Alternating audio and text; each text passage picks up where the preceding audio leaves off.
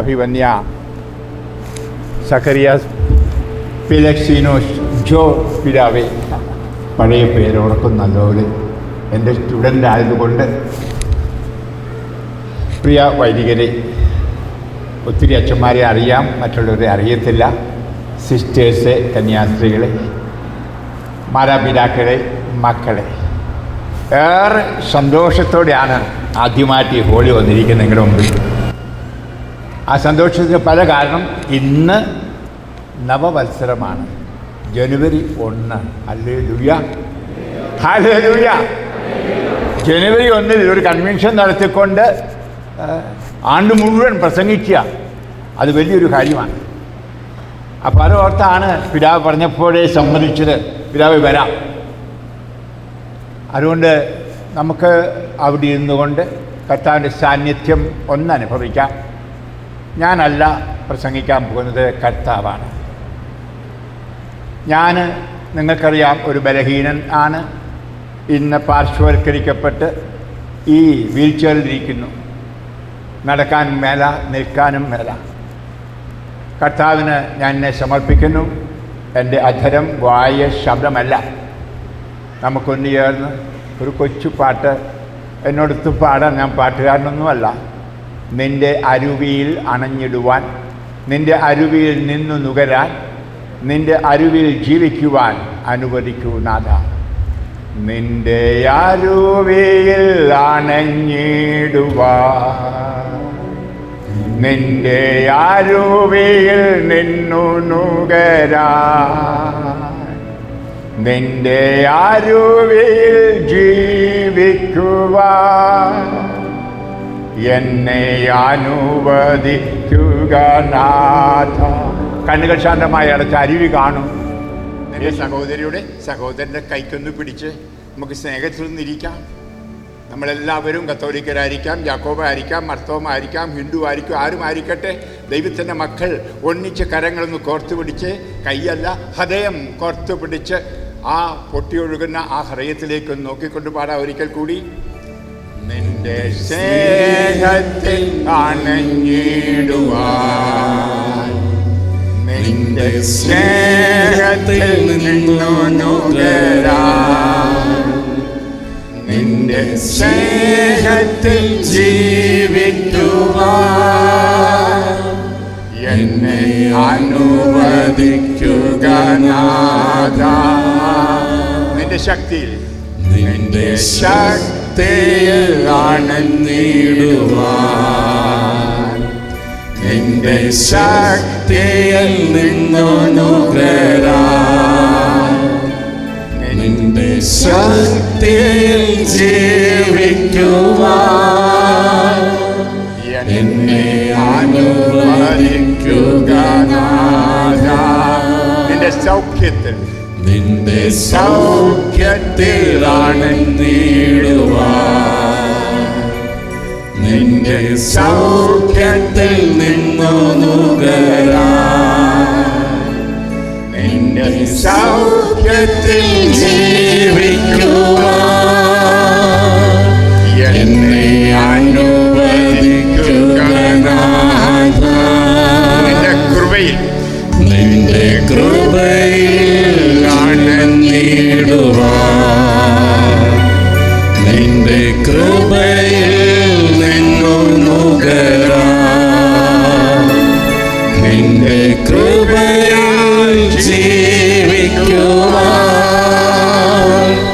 എന്നെ അനുവദിക്കുക നാഥ. എന്നെ അനുവദിക്കുക നാഥ. കർത്താവേ, ഈ ഹോളിലായിരിക്കുന്ന പിതാവിനോടൊപ്പം സന്നിഹിതരായിരിക്കുന്ന വൈദിക സിസ്റ്റേഴ്സ്, ഈ വിശ്വാസ മക്കൾ ഒന്നിച്ചേർന്ന് കർത്താവേ സ്നേഹത്തോടെ അങ്ങേ തിരുഹൃദയത്തിലേക്ക് സമർപ്പിക്കുന്നു ഞാൻ. ഓ, ആ കാൽവരിയിൽ അവസാനത്തെ തുള്ളിച്ചോര പോലും ഞങ്ങൾക്ക് ആ ഹൃദയത്തിൽ ഞങ്ങൾ ചൊരിഞ്ഞുവല്ലോ. അങ്ങയുടെ സ്നേഹം എത്രയോ വലുത്. ആ സ്നേഹം ഈ ലോകത്തിൽ ഞങ്ങൾക്ക് തന്നത് ലോകം മുഴുവൻ രക്ഷ പ്രാപിക്കുവാൻ. കർത്താവ് 1 ജനുവരി 1 ലോകമാസാലമുള്ള എല്ലാ ജനങ്ങളെയും കൊണ്ടുവരുന്നു അങ്ങയുടെ മുമ്പിലേക്ക്. ജാതി, വർണ്ണ, ഭേദമന്യേ കർത്താവേ, അങ്ങ് എല്ലാവർക്കും വേണ്ടിയാണല്ലോ ചോര ചിന്തിയത്, എല്ലാവർക്കും വേണ്ടിയാണല്ലോ ചങ്കു പൊട്ടിച്ചത് കർത്താവേ. എന്നാൽ ഏറെ പേർ അങ്ങ് അറിഞ്ഞിട്ടില്ല. എന്തിനു പറയുന്നു, ഞങ്ങളുടെ സമുദായത്തിൽ തന്നെ പലരും അങ്ങേ അറിയാതിരിക്കുന്നു കർത്താവേ. യാക്കോബയാണ്, മർത്തോമാണ്, കത്തോലിക്ക എന്നൊക്കെ പറയുന്നുണ്ട്. നാമമാത്ര ക്രിസ്ത്യാനിയായി ജീവിക്കുന്നു, അങ്ങേ അറിയാതെ, അങ്ങേ സ്നേഹമറിയാതെ കർത്താവേ. അവരെയൊക്കെ മനസ്സിൽ കണ്ടുകൊണ്ട് ഞാൻ അഭിമന്യ പിതാവിനോട് ചേർന്നുകൊണ്ട്, ലോകത്തിലുള്ള എല്ലാ മെത്രാന്മാരോടും ചേർന്നുകൊണ്ട്, വൈദികരോട് ചേർന്നുകൊണ്ട്, ആരെല്ലാം പ്രാർത്ഥിക്കുന്നു അവരോട് ചേർന്നുകൊണ്ട് ഞാനിപ്പോൾ പ്രാർത്ഥിക്കുന്നു കർത്താവേ. കർത്താവേ, ഈ വർഷത്തിൻ്റെ അവസാനം എല്ലാവരും വചനം കേൾക്കുന്നവരും അങ്ങേ അറിയുന്നവരുമായി തീരട്ടെ. ഈ രക്ഷ ലോകത്തിൽ ഉണ്ടാകട്ടെ. ഈ ദിവസങ്ങളിൽ നല്ല ന്യൂസുകൾ ഞങ്ങൾ കേൾക്കുന്നു. പഞ്ചാബിൽ വലിയൊരിളക്കം, പഞ്ചാബികളെല്ലാം കർത്താവിനെ സ്വീകരിക്കുന്നുവെന്ന് ഗുജറാത്തിലും ആന്ധ്രാപ്രദേശത്തിലും കേൾക്കുന്നു കർത്താവേ. ഞങ്ങളുടെ ഭാരതം മുന്നിലും അങ്ങേ കർത്താവായി സ്വീകരിക്കും. അങ്ങയുടെ ആത്മാവിലൂടെ ആ സ്നേഹം, ശാന്തി, സമാധാനം അനുഭവിക്കും കർത്താവേ. അതുപോലെ ലോകം മുഴുവനും ഞങ്ങൾ കാണുക, യേശുവിനെ അറിയുവാൻ ആളുകൾ ദാഹിക്കുന്നു. ഓ നാഥ, അതിന് വചനപ്രഘോഷകരില്ല എന്നുള്ളതാണ് വലിയ പ്രശ്നം കർത്താവേ. അഭിമന്യ പിതാവ് പറഞ്ഞതുപോലെ ഞങ്ങളെല്ലാം സ്വന്തമായി അനുഭവിച്ചിങ്ങനെ പോകുന്നു. മറ്റുള്ളവർക്ക് കൊടുക്കാത്ത സ്വാർത്ഥരാണ് ഞങ്ങൾ കർത്താവേ. ഈ നിമിഷം പ്രത്യേകിച്ച് കർത്താവേ, ഈ കേരള സഭയിലുള്ള എല്ലാ ക്രിസ്ത്യാനികളെയും ആത്മാവിൽ തട്ടി ഉണർത്തണമേ. ഹല്ലേലൂയ. യേശുവേ രക്ഷക, തട്ടി ഉണർത്തണമേ. കിട്ടിയ രക്ഷ മറ്റുള്ളവർക്ക് പങ്കുവെച്ച് കൊടുക്കുവാനുള്ള അതേ പരമാർത്ഥത, നിസ്വാർത്ഥ സ്നേഹം കൊടുക്കണമേ. ആത്മാവേ, പരിശുദ്ധാത്മാവേ, എഴുന്നള്ളി വരണമേ. ആത്മാവേ, പരിശുദ്ധാത്മാവേ, ഹൃദയങ്ങളെ കത്തി ജ്വലിപ്പിക്കണമേ, കത്തി ജ്വലിപ്പിക്കണമേ. അമ്മേ, ആ കുരിശിൻ ചുവട്ടിൽ നിൽക്കുന്ന അമ്മേ, ലോകം മുഴുവന് വേണ്ടി പ്രാർത്ഥിക്കണമേ. നീ അവിടെ കിടന്നില്ല, നിന്നു പ്രാർത്ഥിച്ചുകൊണ്ട്, ഇപ്പോൾ നിന്നുകൊണ്ട് ഈ വചന ശുശ്രൂഷ സമയത്തും ഞങ്ങളുടെ ജീവിതം മുഴുവനും ഞങ്ങൾക്ക് വേണ്ടി പ്രാർത്ഥിക്കണമേ അമ്മേ. ഒന്നു മാത്രമേ ഞങ്ങൾ ആഗ്രഹിക്കുന്നുള്ളൂ, യേശുവിനോട് ചേർന്നിരിക്കുവാൻ, യേശുവിൽ രക്ഷ പ്രാപിച്ച മുന്നോട്ട് പോകുവാൻ. കർത്താവേ, അടുത്ത നിമിഷങ്ങൾ അങ്ങയുടെ പരിശുദ്ധാത്മാവിനെ അയച്ചാലും പരിശുദ്ധാത്മാവെ കടന്നു വരണമേ. അറിവ്, വിജ്ഞാനം എല്ലാം കൊടുക്കണമേ. വചനം അറിയുവാനും ആ വചനം ജീവിതത്തിൽ പകർത്താനും വിശുദ്ധ യാക്കോബ് പറയുന്ന പോലെ കേൾവിക്കാരാകാതെ വചനം പാലിക്കുന്നവരായി മാറ്റണമേ. യേശുവേ രക്ഷക, ഈ നിമിഷം ആത്മാവിനെ അയക്കൂ. യേശുവേ രക്ഷക, ആത്മാവിനെ അയക്കൂ. യേശുവേ സ്തോത്രം, യേശു ആരാധന, യേശുവേ നന്ദി, യേശു ആരാധന. Hallelujah, hallelujah, hallelujah, hallelujah, hallelujah.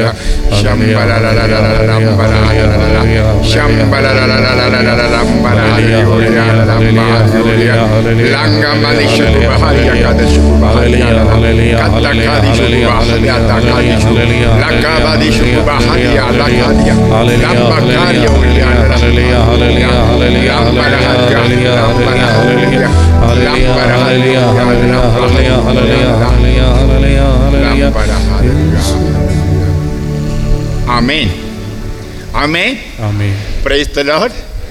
Hallelujah, hallelujah. അതെ, പുതുവർഷമെന്ന് പറയുമ്പോൾ മനസ്സിൽ അലയടിക്കുന്ന വചനം 2 കൊറിന്തോസ് അധ്യായം 5:17 ആണ്. യേശുക്രിസ്തുവിൽ ആയിരിക്കുന്നവൻ ഒരു പുതിയ സൃഷ്ടിയാണ്, പഴയത് കടന്നുപോയി. Hallelujah, hallelujah. അതെ, നമ്മളൊക്കെ പുതുവർഷം ആഘോഷിക്കുന്നത് വിജാതിയർ ആഘോഷിക്കുന്നത് പോലെ ആയിരിക്കരുത്. നമ്മൾ ആരാ? ക്രിസ്ത്യാനികൾ ആണ്, യേശുവിൽ ആയിരിക്കുന്നവരാണ്. അപ്പോൾ നമ്മൾ ആദ്യമേ നോക്കേണ്ടത്, ഞാൻ യേശുവിലാണോ? യേശുവിലാണെങ്കിൽ ഞാനൊരു പുതു ക്രിസ്ത്യാനി ആയിരിക്കണം. ഹല്ലേലൂയ. ഓ, പാരമ്പര്യമുള്ള സുറിയാനിക്കാർക്ക് ആ വാക്ക് പിടിക്കില്ല. എന്നാൽ അതെ, നമുക്ക് കാണാൻ സാധിക്കും നമ്മുടെ ഇടയിൽ തന്നെ മറ്റ് ജാതിയിൽ നിന്ന് വന്ന് വചനം കേട്ട് മാനസാന്തരപ്പെട്ട വ്യക്തികൾ അണുബോംബ് പോലെയാണ് വചനം പ്രഘോഷിക്കുന്നത്. അവിടെ ആ ജീവിതം കണ്ടാൽ കൊതിച്ചു പോകും. അത് എനിക്ക് കാരിസ്മാനെ കാണാൻ പറ്റും, പോട്ടെ ചെല്ലുമ്പോൾ കാണാൻ സാധിക്കും. ധാരാളം പേര് ഹൈന്ദവർ തന്നെ അല്ലെങ്കിൽ മുസ്ലിം തന്നെ മാനസാന്തരപ്പെട്ടു. അവരെ നമ്മൾ ബ്രാൻഡ് ചെയ്തിരിക്കുന്നത് പുതു ക്രിസ്ത്യാനി, നമ്മളോ പഴയ ക്രിസ്ത്യാനി. ആ പഴമയിൽ തന്നെ ഇരിക്കുന്നു. അതാണ് നമ്മുടെ കുഴപ്പം. ഹല്ലേലൂയ. അതുകൊണ്ടാണ് യേശുനാഥൻ പറയുന്നത്, യേശു ക്രിസ്തുവിൽ ആയിരിക്കുന്നവൻ ഒരു പുതിയ സൃഷ്ടിയാണ്. പഴയത് കടന്നുപോയി. അത് പഴയ ചാണകവും തോളയിലിട്ടുകൊണ്ട് യേശുവെ സ്തോത്രം, യേശുവെ നന്ദി എന്ന് പറഞ്ഞ് പഴയതിനെ പറ്റി ഓർത്ത് കണ്ണീരൊഴുക്കി കുറ്റപൂർവമായിട്ട് കർത്താവ് എന്നോട് ക്ഷമിക്കുമോ ദൈവമേ, കർത്താവ് എന്നെ ശിക്ഷിക്കുമോ ദൈവമേ, ഒരു പക്ഷേ എനിക്ക് രോഗം വരാൻ കാരണം പഴയ പാപങ്ങളല്ലയോ കർത്താവേ, ഒരു പക്ഷെങ്കിൽ എനിക്ക് വിളവ് കിട്ടാത്തതിന് കാര്യം പഴയ എൻ്റെ പാപങ്ങളോ എൻ്റെ പൂർവികരുടെ പാപങ്ങളോ അല്ലയോ കർത്താവേ, ഒരു പക്ഷേ എനിക്ക് ജോലി കിട്ടാത്തത്, എനിക്ക് അമേരിക്കയ്ക്ക് പോകാനായിട്ട് വീസ കിട്ടാത്തത് എല്ലാം പഴയതല്ലേ കർത്താവേ ക്ഷമിക്കണേ എന്ന് പറഞ്ഞ് പഴയ ചാണകവും തൂക്കിയിട്ടുകൊണ്ട് നടക്കുന്ന ക്രിസ്ത്യാനികൾ ആ കേരളത്തിൽ ഏറെ ക്രിസ്ത്യാനികളും. Hallelujah, hallelujah. അത് യേശു ക്രിസ്തു പറയുന്നത് അത് എന്താണ്? അവനിൽ ആയിരിക്കുന്നവൻ ഒരു പുതിയ സൃഷ്ടിയായിരിക്കുന്നു. ഹല്ലേലൂയ.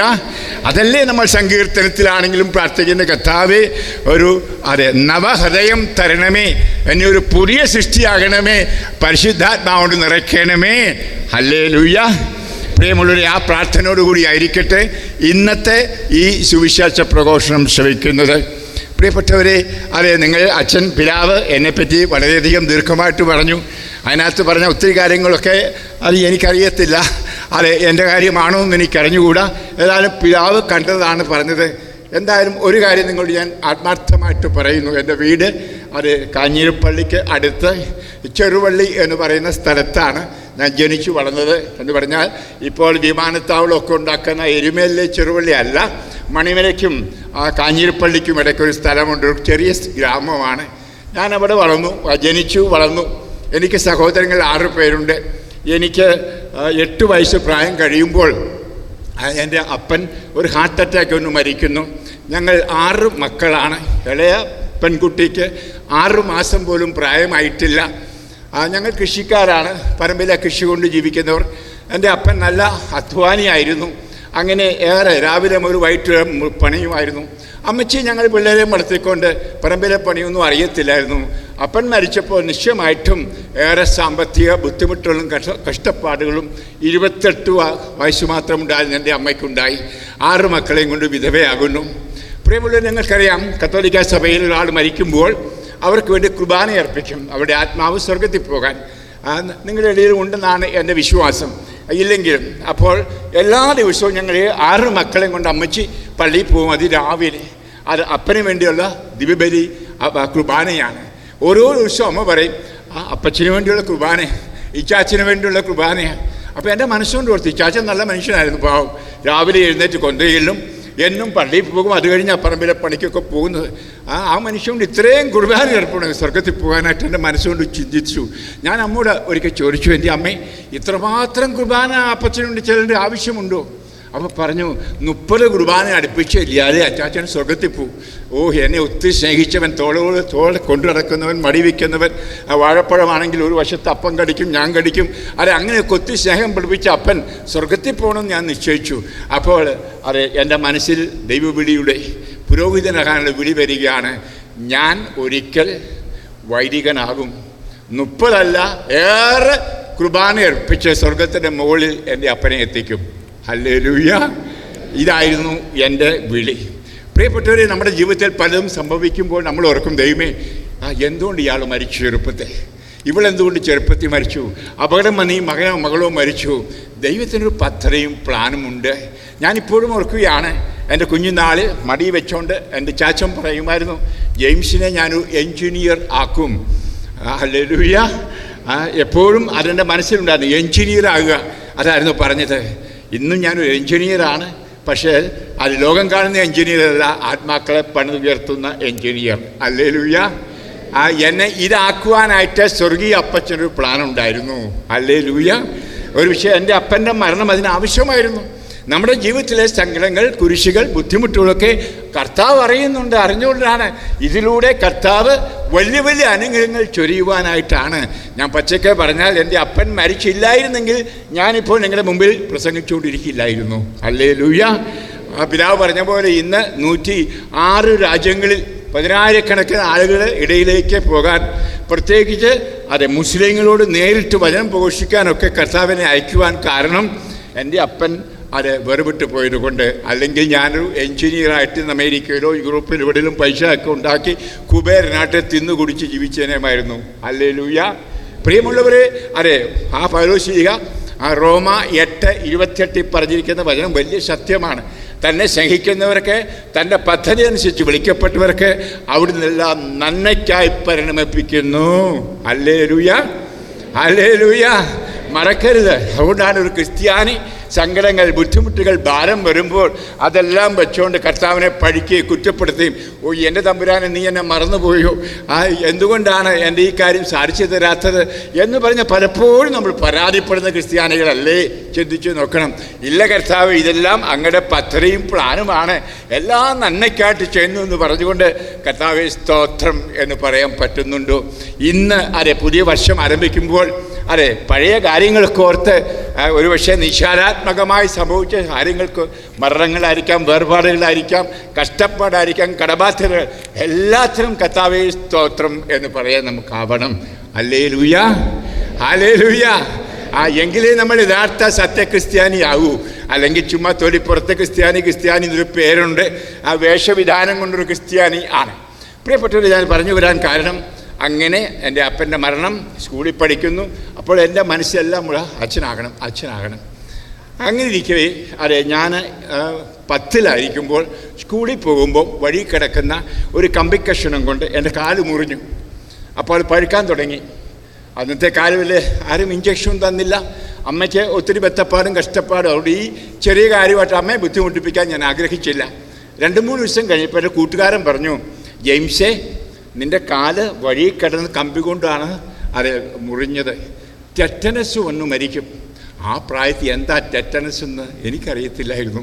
പക്ഷെ മരിക്കാൻ എനിക്കിഷ്ടമില്ലായിരുന്നു. അതുകൊണ്ട് ഞാൻ സ്കൂളിൽ നിന്ന് ഓടിച്ചത് അങ്ങോട്ട്, അമ്മേ എന്നൊരു ആശുപത്രിയിൽ കൊണ്ടുപോയി, ഡോക്ടറെയൊക്കെ കൊണ്ടുപോകും, അല്ലെങ്കിൽ ടെറ്റനസ് കൊണ്ട് ഞാൻ മരിക്കും. അമ്മയ്ക്ക് സത്യം പറഞ്ഞാൽ ഒരാശുപത്രിയിൽ കൊണ്ടുപോകാൻ പൈസ ഇല്ലായിരുന്നു എന്നെനിക്ക് തോന്നുന്നു. അമ്മയുടെ മുഖം ഞാൻ കണ്ടു, സങ്കടം കണ്ടു.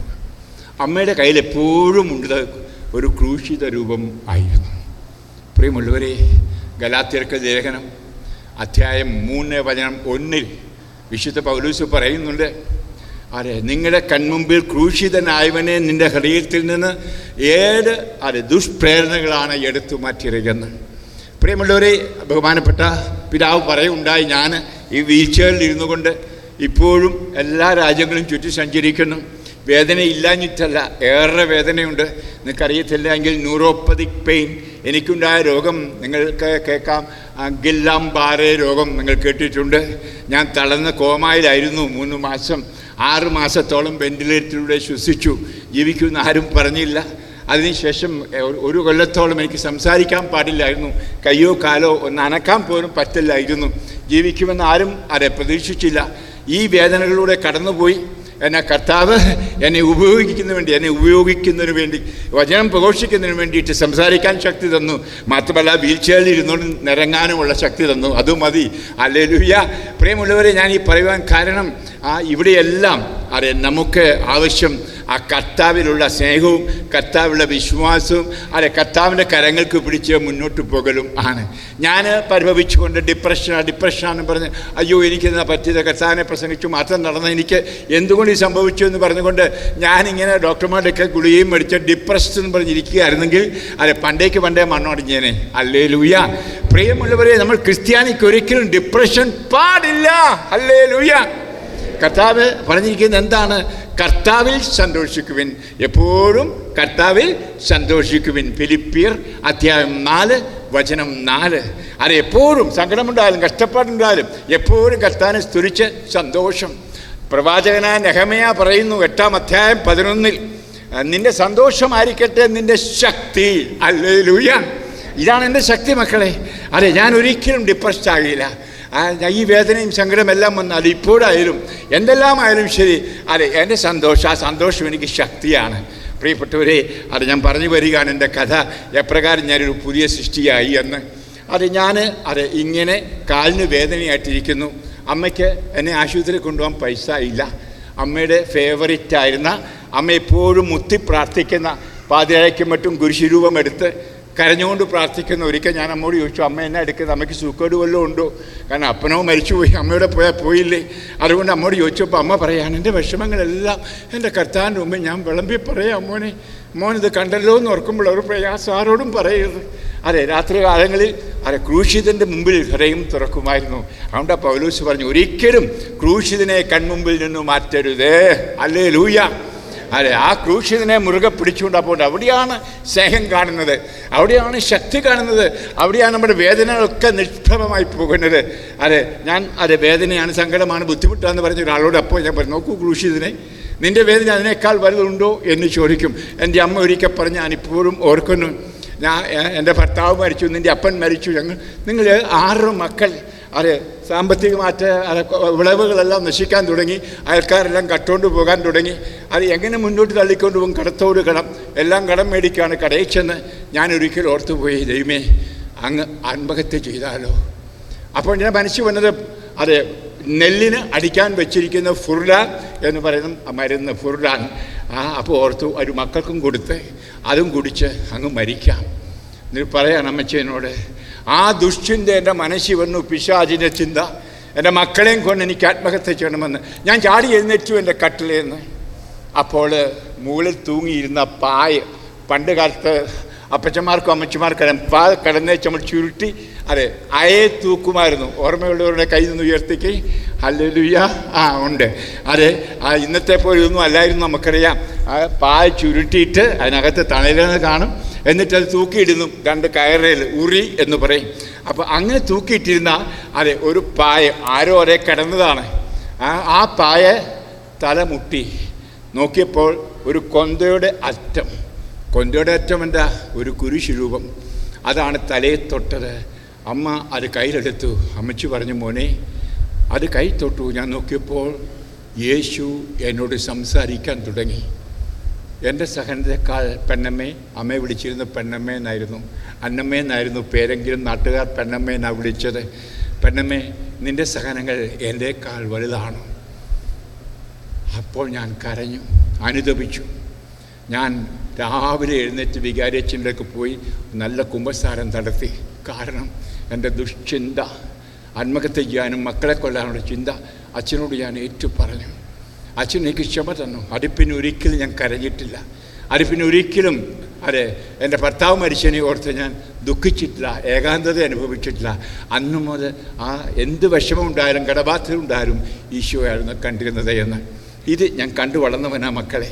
അങ്ങനെ ഞാൻ അമ്മ എന്തു കുരിശുരൂപം കൊണ്ട് എൻ്റെ കാലിൽ വച്ചു. എന്നിട്ട് എന്നോട് പറഞ്ഞു, ജെയിംസെ പ്രാർത്ഥിക്കാം എന്നോടൊപ്പം. ഞാൻ ചോദിച്ചു, അമ്മച്ചി എനിക്കറിയത്തില്ല, അമ്മച്ചിയോട് എങ്ങനെയാണ് പ്രാർത്ഥിക്കുന്നത്, ഇന്നാണെങ്കിൽ അറിയാം. അപ്പോൾ പറഞ്ഞു, ഞാൻ യേശു എന്ന് പറയും, ഈശോ എന്ന് പറയും, നീ ആവർത്തിക്കണം. ഈശോയുടെ നാമം വിളിക്കാൻ പഠിപ്പിച്ച എൻ്റെ അമ്മച്ചിയാണ്. അപ്പോൾ ഈ അമ്മച്ചിമാരെ ചെറുപ്പത്തിലെ മക്കളെ പഠിപ്പിക്കുന്നതൊക്കെ നമ്മളൊക്കെ മക്കളൊക്കെ വളർന്നു കഴിഞ്ഞിട്ടാണ് പ്രാർത്ഥിപ്പിക്കാൻ പഠിപ്പിക്കുന്നത്. അത് കഴിഞ്ഞിട്ടാണ് പള്ളിയിൽ പോയി കുർബാന കാണാൻ പറയുന്നത്. നന്നേ ചെറുപ്പത്തിലേ കൊടുക്കണം. അപ്പോൾ ആ മക്കൾ ഒരിക്കലും മറക്കില്ല. ഇത് ഞാൻ എൻ്റെ ഉദാഹരണം സഹിതം പറയുകയാണ് മക്കളെ. നിങ്ങൾ അമ്മമാർക്കും അപ്പന്മാർക്കും ഉദാഹരണമായിട്ട് ഞാൻ പറയുകയാണ് എൻ്റെ അപ്പൻ്റെ അമ്മയുടെയും ഈ സ്റ്റോറി അത് പറഞ്ഞുകൊണ്ട്. അപ്പോൾ അമ്മ പറഞ്ഞു, ഈശോ എന്ന് വിളിക്കണം. അപ്പോൾ ഞാൻ ഓർത്ത്, ദൈവമേ, അമ്മ 5ഉം 6ഉം കൊന്ത എഴുതുന്ന ആളാണ്. അപ്പോൾ എത്ര തവണ ഞാൻ ഈ ഈശോ എന്ന് പറയേണ്ടി വരും? അപ്പോൾ ഞാൻ ചോദിച്ചു, അമ്മ എത്ര തവണ പറയണം? 100 തവണ അമ്മേ. അപ്പം ഈശോ എന്ന് അമ്മ പറയാൻ തുടങ്ങി. ഞാനും ആവർത്തിച്ചു, ഈശോ. ഞാൻ 10ഓ 15ഓ തവണ പറഞ്ഞപ്പോൾ അങ്ങ് ഉറങ്ങിപ്പോയി. കാരണം 2 ദിവസം ഉറങ്ങിയില്ല അത് വേദന കൊണ്ട്. അമ്മ ഒരു പക്ഷേ 100 തവണയോ 101 തവണയോ പറഞ്ഞു കാണും, എനിക്കറിയത്തില്ല. രാത്രി സുഖമായിട്ട് ഉറങ്ങി. രാവിലെ നോക്കിയപ്പോൾ കാര്യം നീരില്ല, ചലം അല്ലെങ്കിൽ പഴുപ്പ് ഒഴുകുന്നില്ല, കരിഞ്ഞതുപോലെ. അമ്മ പശുവിനെ കറന്നുകൊണ്ടിരിക്കുക. ഞാൻ ഓടിച്ചെന്ന് പറഞ്ഞു, അമ്മേ എൻ്റെ കാല് നോക്കിയേ, കാല് കരിഞ്ഞമ്മച്ചി. അന്ന് കരിസ്മാറ്റിക്കൊന്നും അല്ല കേട്ടോ സാക്ഷ്യം പറയാൻ. അപ്പോൾ ഞാൻ സ്വയംപ്രീതമായിട്ട് അമ്മച്ചോടുള്ളത് ആരോടെ പറയേണ്ടതെല്ലാം ഞാൻ തുറന്ന് പറഞ്ഞു. അപ്പോൾ അമ്മ ആ പശുവിനെ കറുത്ത ആ മൊന്ത നിലത്ത് വെച്ചിട്ട് എൻ്റെ തോളെ വെച്ച് കാലിൽ നോക്കി പറഞ്ഞു, യേശുക്രിസ്തു ജീവിക്കുന്നു, അവനാണ് മോനെ നിന്നെ സുഖപ്പെടുത്തിയത്. അപ്പോൾ ഞാൻ ഓർത്ത്, ദൈവമേ, യേശു മരിച്ച പ്രതീകമാണ് കുരിശുരൂപം. അത് വെച്ചാണ് അമ്മച്ചി പ്രാർത്ഥിച്ചത്. അപ്പോൾ നമുക്കറിയാം, കുട്ടികൾക്ക് എപ്പോഴും ജിജ്ഞാസയുണ്ടല്ലോ. ആ ജിജ്ഞാസ ഞാൻ ചോദിച്ചു, യേശു മരിച്ചു പോയില്ലേ, പിന്നെ എങ്ങനെ ജീവിച്ചിരിക്കുന്നത്? അമ്മ 4ാം ക്ലാസ്സേ പഠിച്ചിട്ടുള്ളൂ കേട്ടോ. ഹൈസ്കൂളിലും പഠിച്ചില്ല, ഡിഗ്രി ഇല്ല, തിയോളജിയോ ഫിലോസഫിയോ ഒന്നും പഠിച്ചില്ല നിങ്ങൾ അച്ഛന്മാരെ പോലെ. എന്നാൽ അമ്മച്ചി ആ വിശ്വാസം ഒത്തിരി ഹൃദയത്തിൽ പേറിയവളായിരുന്നു. അതാണ് എനിക്ക് പകർന്നു തന്നത്. അപ്പോൾ പറഞ്ഞെന്താണെന്നറിയാമോ? യേശു മരിച്ചു, കല്ലറയിലായിരുന്നു, 3-ാം ദിവസം ഉയർത്തെഴുന്നേറ്റു, പരിശുദ്ധാത്മാവിലൂടെ ഇപ്പോൾ നമ്മളോടൊത്ത് വസിക്കുന്നു. നീ ദിവ്യബലിക്ക് വരുമ്പോൾ, കുർബാനയ്ക്ക് വരുമ്പം മധ്യേ കണ്ടിട്ടില്ലേ അച്ഛൻ ഈശോയുടെ ശരീരം എടുത്ത് വാഴ്ത്തുന്നത്, രക്തമെടുത്ത് വാഴ്ത്തുന്നത്? ആ സമയത്താണ് അത്ഭുതം നടക്കുന്നത്. മോനെ, ലോകത്തിലെ ഏറ്റവും വലിയ അത്ഭുതം കുർബാനയിലാണ്. ഒരു അച്ഛൻ്റെ വാക്ക് കേട്ടുകൊണ്ട് സ്വർഗത്തിലിരിക്കുന്ന പിതാവിൻ്റെ വലത്തുഭാഗത്തിരിക്കുന്ന യേശുക്രിസ്തു മനുഷ്യനായിട്ട് അൽത്താരയിൽ അവതാരം ചെയ്യുന്നു. പ്രിയപ്പെട്ടവർ, ഇത് അമ്മ പറഞ്ഞപ്പോൾ, അമ്മയുടെ ഭാഷയെ കൊച്ചു ഭാഷയിൽ പറഞ്ഞപ്പോൾ ഞാൻ എൻ്റെ രോമാഞ്ചം കൊണ്ടു. എന്നിട്ട് അമ്മ ഒരു വാക്കുകൂടെ പറഞ്ഞു, ഈ അച്ഛന്മാരുണ്ടല്ലോ അത്ഭുത പ്രവർത്തകരാണ്. അതായത് ഒറ്റ വാക്കുകൊണ്ട് കർത്താവിനെ അൽത്താരെ പിറപ്പിക്കുന്നവൻ. അപ്പം ഞാൻ എൻ്റെ ദൈവവിളി ഉറച്ചു, ഈ അത്ഭുത പ്രവർത്തനാകണം. ഹല്ലേലൂയ, എനിക്കും കുർബാന ചെല്ലണം. അതായിരുന്നു എന്നെ ആകർഷിക്കുന്നത്. അങ്ങനെ ഞാൻ സെമിനാരിൽ പോയി. 1973 വൈദികനായി. ഇപ്പോൾ 52 വർഷം തികയാൻ പോകുന്നു. എൻ്റെ 50ാമത്തെ ഗോൾഡൻ ജൂബിലിക്ക് പിതാവ് വന്നിരുന്നു, ആശംസകൾ തരുവാനും പ്രാർത്ഥിക്കുവാനുമായിട്ടും. ഇതെല്ലാം ഞാൻ ഓർക്കുകയാണ്. അപ്പോൾ എൻ്റെ മനസ്സിൽ സെമിനാരിൽ പോകുമ്പോഴത്തെ ആഗ്രഹം, പിതാവ് പറഞ്ഞ ആ ഒരു വാക്ക്, എനിക്കൊരു മിഷണറി ആകണം. ചുമ്മാ ഈ പട്ടവും മേടിച്ച് ഇവിടെ സുഖമായിട്ട് കഴിയുക, അത് വേണ്ട, എനിക്ക് പോകണം, മിഷന് പോകണം. അപ്പോൾ മിഷണറിമാരെ പറ്റിയുള്ള കഥകളൊക്കെ വായിച്ചു. അപ്പോൾ എനിക്ക് ഞങ്ങളുടെ സീറോ മലബാർ സഭയിലാണ് ഞാൻ പെട്ടത്. അപ്പോൾ കത്തോലിക്കനാണ്, എല്ലാവരും തിന്ന് കുടിച്ച് ഇവിടെ ജീവിക്കുന്നു, ആരും പുറത്തേക്ക് പോയി ഈ ഹിന്ദുക്കളോടോ മുസ്ലിങ്ങളോടോ ഒന്നും പറയുന്നില്ല, പെറ്റു പെരുകുന്ന അല്ലാതെ കൊടുക്കുന്നില്ല, പെരുകുന്നില്ല. ഇതെൻ്റെ മനസ്സിൽ കുഞ്ഞുനാൾ മുതൽ തോന്നി. അതുകൊണ്ട് ഞാൻ എൻ്റെ അമ്മയോട് പറഞ്ഞു, അമ്മ ഞാൻ മിഷന് പോവാം. അന്നൊക്കെ മിഷന് പോകാമെന്ന് പറഞ്ഞാൽ അങ്ങ് ചന്ദ്രനിലേക്ക് പോകുന്നവരാ. പോകേണ്ട മോനെ, ഇവിടെങ്ങാനും ഇടവകയെ ചേർന്നാൽ മതി, രൂപരെ ചേർന്നാൽ മതി, വല്ലപ്പോഴും നിന്നെ എനിക്കൊന്ന് കാണാമല്ലോ. അപ്പോൾ അന്നൊക്കെ വിശാഖപട്ടണം മിഷന് പോകാനാണ് തീരുമാനം. അങ്ങ് വിശാഖപട്ടണമൊന്നും വലിയ പ്രായമുള്ളവരൊക്കെ വിശാഖപട്ടണം എന്നാണ് പറയുന്നത്. വിശാഖപട്ടണം എന്ന് പറയാൻ അറിയത്തില്ലാത്തതുകൊണ്ട് അത് എവിടെയാണെന്ന് പോലും അറിയത്തില്ല. അങ്ങനെ ആ മിഷനിലേക്ക് പോകുന്നത്. പ്രിയമുള്ളവരെ, അങ്ങനെ വൈദികനായി. പക്ഷേ അച്ഛനാം പഠിക്കുമ്പോൾ ഞങ്ങൾക്ക് നീണ്ട പഠനമാണ്. നിങ്ങൾക്കറിയാം, 12 കൊല്ലത്തെ പഠിത്തമാണ്. അപ്പോൾ എല്ലാം സുഖമായ ശാപ്പാട്, സുഖമായ ജീവിതം, എല്ലാം കംഫർട്ടാണ്. അപ്പോൾ എൻ്റെ മനോഭാവം അങ്ങ് മാറി. എനിക്ക് സുഖമായി ജീവിക്കണം, ഒറ്റ വാക്കി പറഞ്ഞാൽ പട്ടസുഖം അനുഭവിക്കണം. ഇതാണ് എൻ്റെ മനസ്സിൽ വന്നത്. ഞാൻ തിയോളജിയൊക്കെ പഠിച്ചു, റോമൻ ഡിഗ്രിയൊക്കെ എടുത്തു. അപ്പോൾ ഞാൻ ഓർത്തു, എനിക്ക് ഒരു സെമിനാരി പ്രൊഫസറാകണം. അതായിരുന്നു എൻ്റെ ആഗ്രഹം. അപ്പോൾ സെമിനാരി പ്രൊഫസർ എന്ന് പറഞ്ഞാൽ അത് നല്ല വൈറ്റ് കോളർ ജോബാണ്. നല്ല ആഹാരങ്ങൾ, നല്ല കാറ്, നല്ല മുറികൾ, ഇതെല്ലാമാണ് ഞാൻ ആഗ്രഹിച്ചത്. പക്ഷേ എൻ്റെ അധികാരി എന്നെക്കൊണ്ട് മിഷനിൽ ഒരു ചെറിയ ഒരു കെട്ടിടം, ഒരു മുറി, അവിടെ ഒരു ഫ്രഞ്ചുകാരൻ അച്ഛൻ്റെ കൂടെ അസിസ്റ്റൻ്റായിട്ട്. ആ മുറി എന്ന് പറഞ്ഞാൽ കയറിയപ്പോഴെ പാറ്റായുണ്ട്, പഴുതാറയുണ്ട്. രാത്രി കിടന്നപ്പോൾ 2 പാമ്പ് ഇങ്ങനെ പിണഞ്ഞ് താഴോട്ട് കിടക്കുന്നു. ഞാൻ ഓടിച്ചത് വികാരിച്ചെന്ന് പറഞ്ഞു, അച്ഛാ 2 പാമ്പ് മുകളിൽ, അതിവിടെ ഉള്ളതാ, സാധാരണമാണെന്ന് പറഞ്ഞു. പിന്നെ അച്ഛൻ മനസ്സിലാക്കി കൊന്നു. അപ്പോൾ ഞാൻ ഓർത്തു, ദൈവമേ, എൻ്റെ അധികാരികൾ എന്നെ തെറ്റിച്ചരിച്ചല്ലോ ഇവിടെ കൊണ്ടിട്ടത്. ഞാനിവിടെ ഒന്ന് നിൽക്കേണ്ട ആളാണ്. ഞാൻ റോമൻ ഡിഗ്രി എടുത്തതാണ്, തിയോളജി ഡിഗ്രി ഉണ്ട്, ഫിലോസഫി ഡിഗ്രി ഉണ്ട്. എന്നെ വല്ല സെമിനാരി പഠിപ്പിക്കാനായിട്ട് വെക്കേണ്ടതാണ്. എൻ്റെ അധികാരികൾ തെറ്റ് വന്നതാണ്. അപ്പം മുട്ട എന്ന് കർത്താവിനോട് പ്രാർത്ഥിച്ചു, കർത്താവ് ഒരു ഉയർന്ന ഉദ്യോഗം എൻ്റെ പൗരോഹിത്യത്തിൽ എനിക്ക് തരണമേ. അപ്പോൾ ഉള്ളിൽ കിടക്കുന്ന എന്താണെന്ന് അറിയാമോ? പട്ടസുഖം. ഹല്ലേലൂയ. അത് അല്ലലില്ലാതെ അലട്ടലില്ലാതെ സുഖമായ ജീവിതം.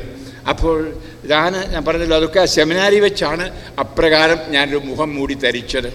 പ്രിയമുള്ളവർ, അങ്ങനെ ഇരിക്കുകയാണ് ഇതാ ദൈവം എൻ്റെ പ്രാർത്ഥന കേട്ടോ. എന്നെ SFS സെമിനാരി ഒരു അധ്യാപകനായിട്ട്, പ്രൊഫസറായിട്ട് അപ്പോയിൻ്റ് ചെയ്തു.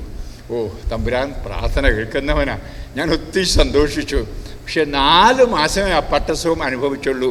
ഞാൻ ബാസ്ക്കറ്റ് ബോൾ കളിക്കുമ്പോൾ പെട്ടെന്ന് ബോധരഹിതനായിട്ട് കോർട്ടിൽ വീഴുന്നു.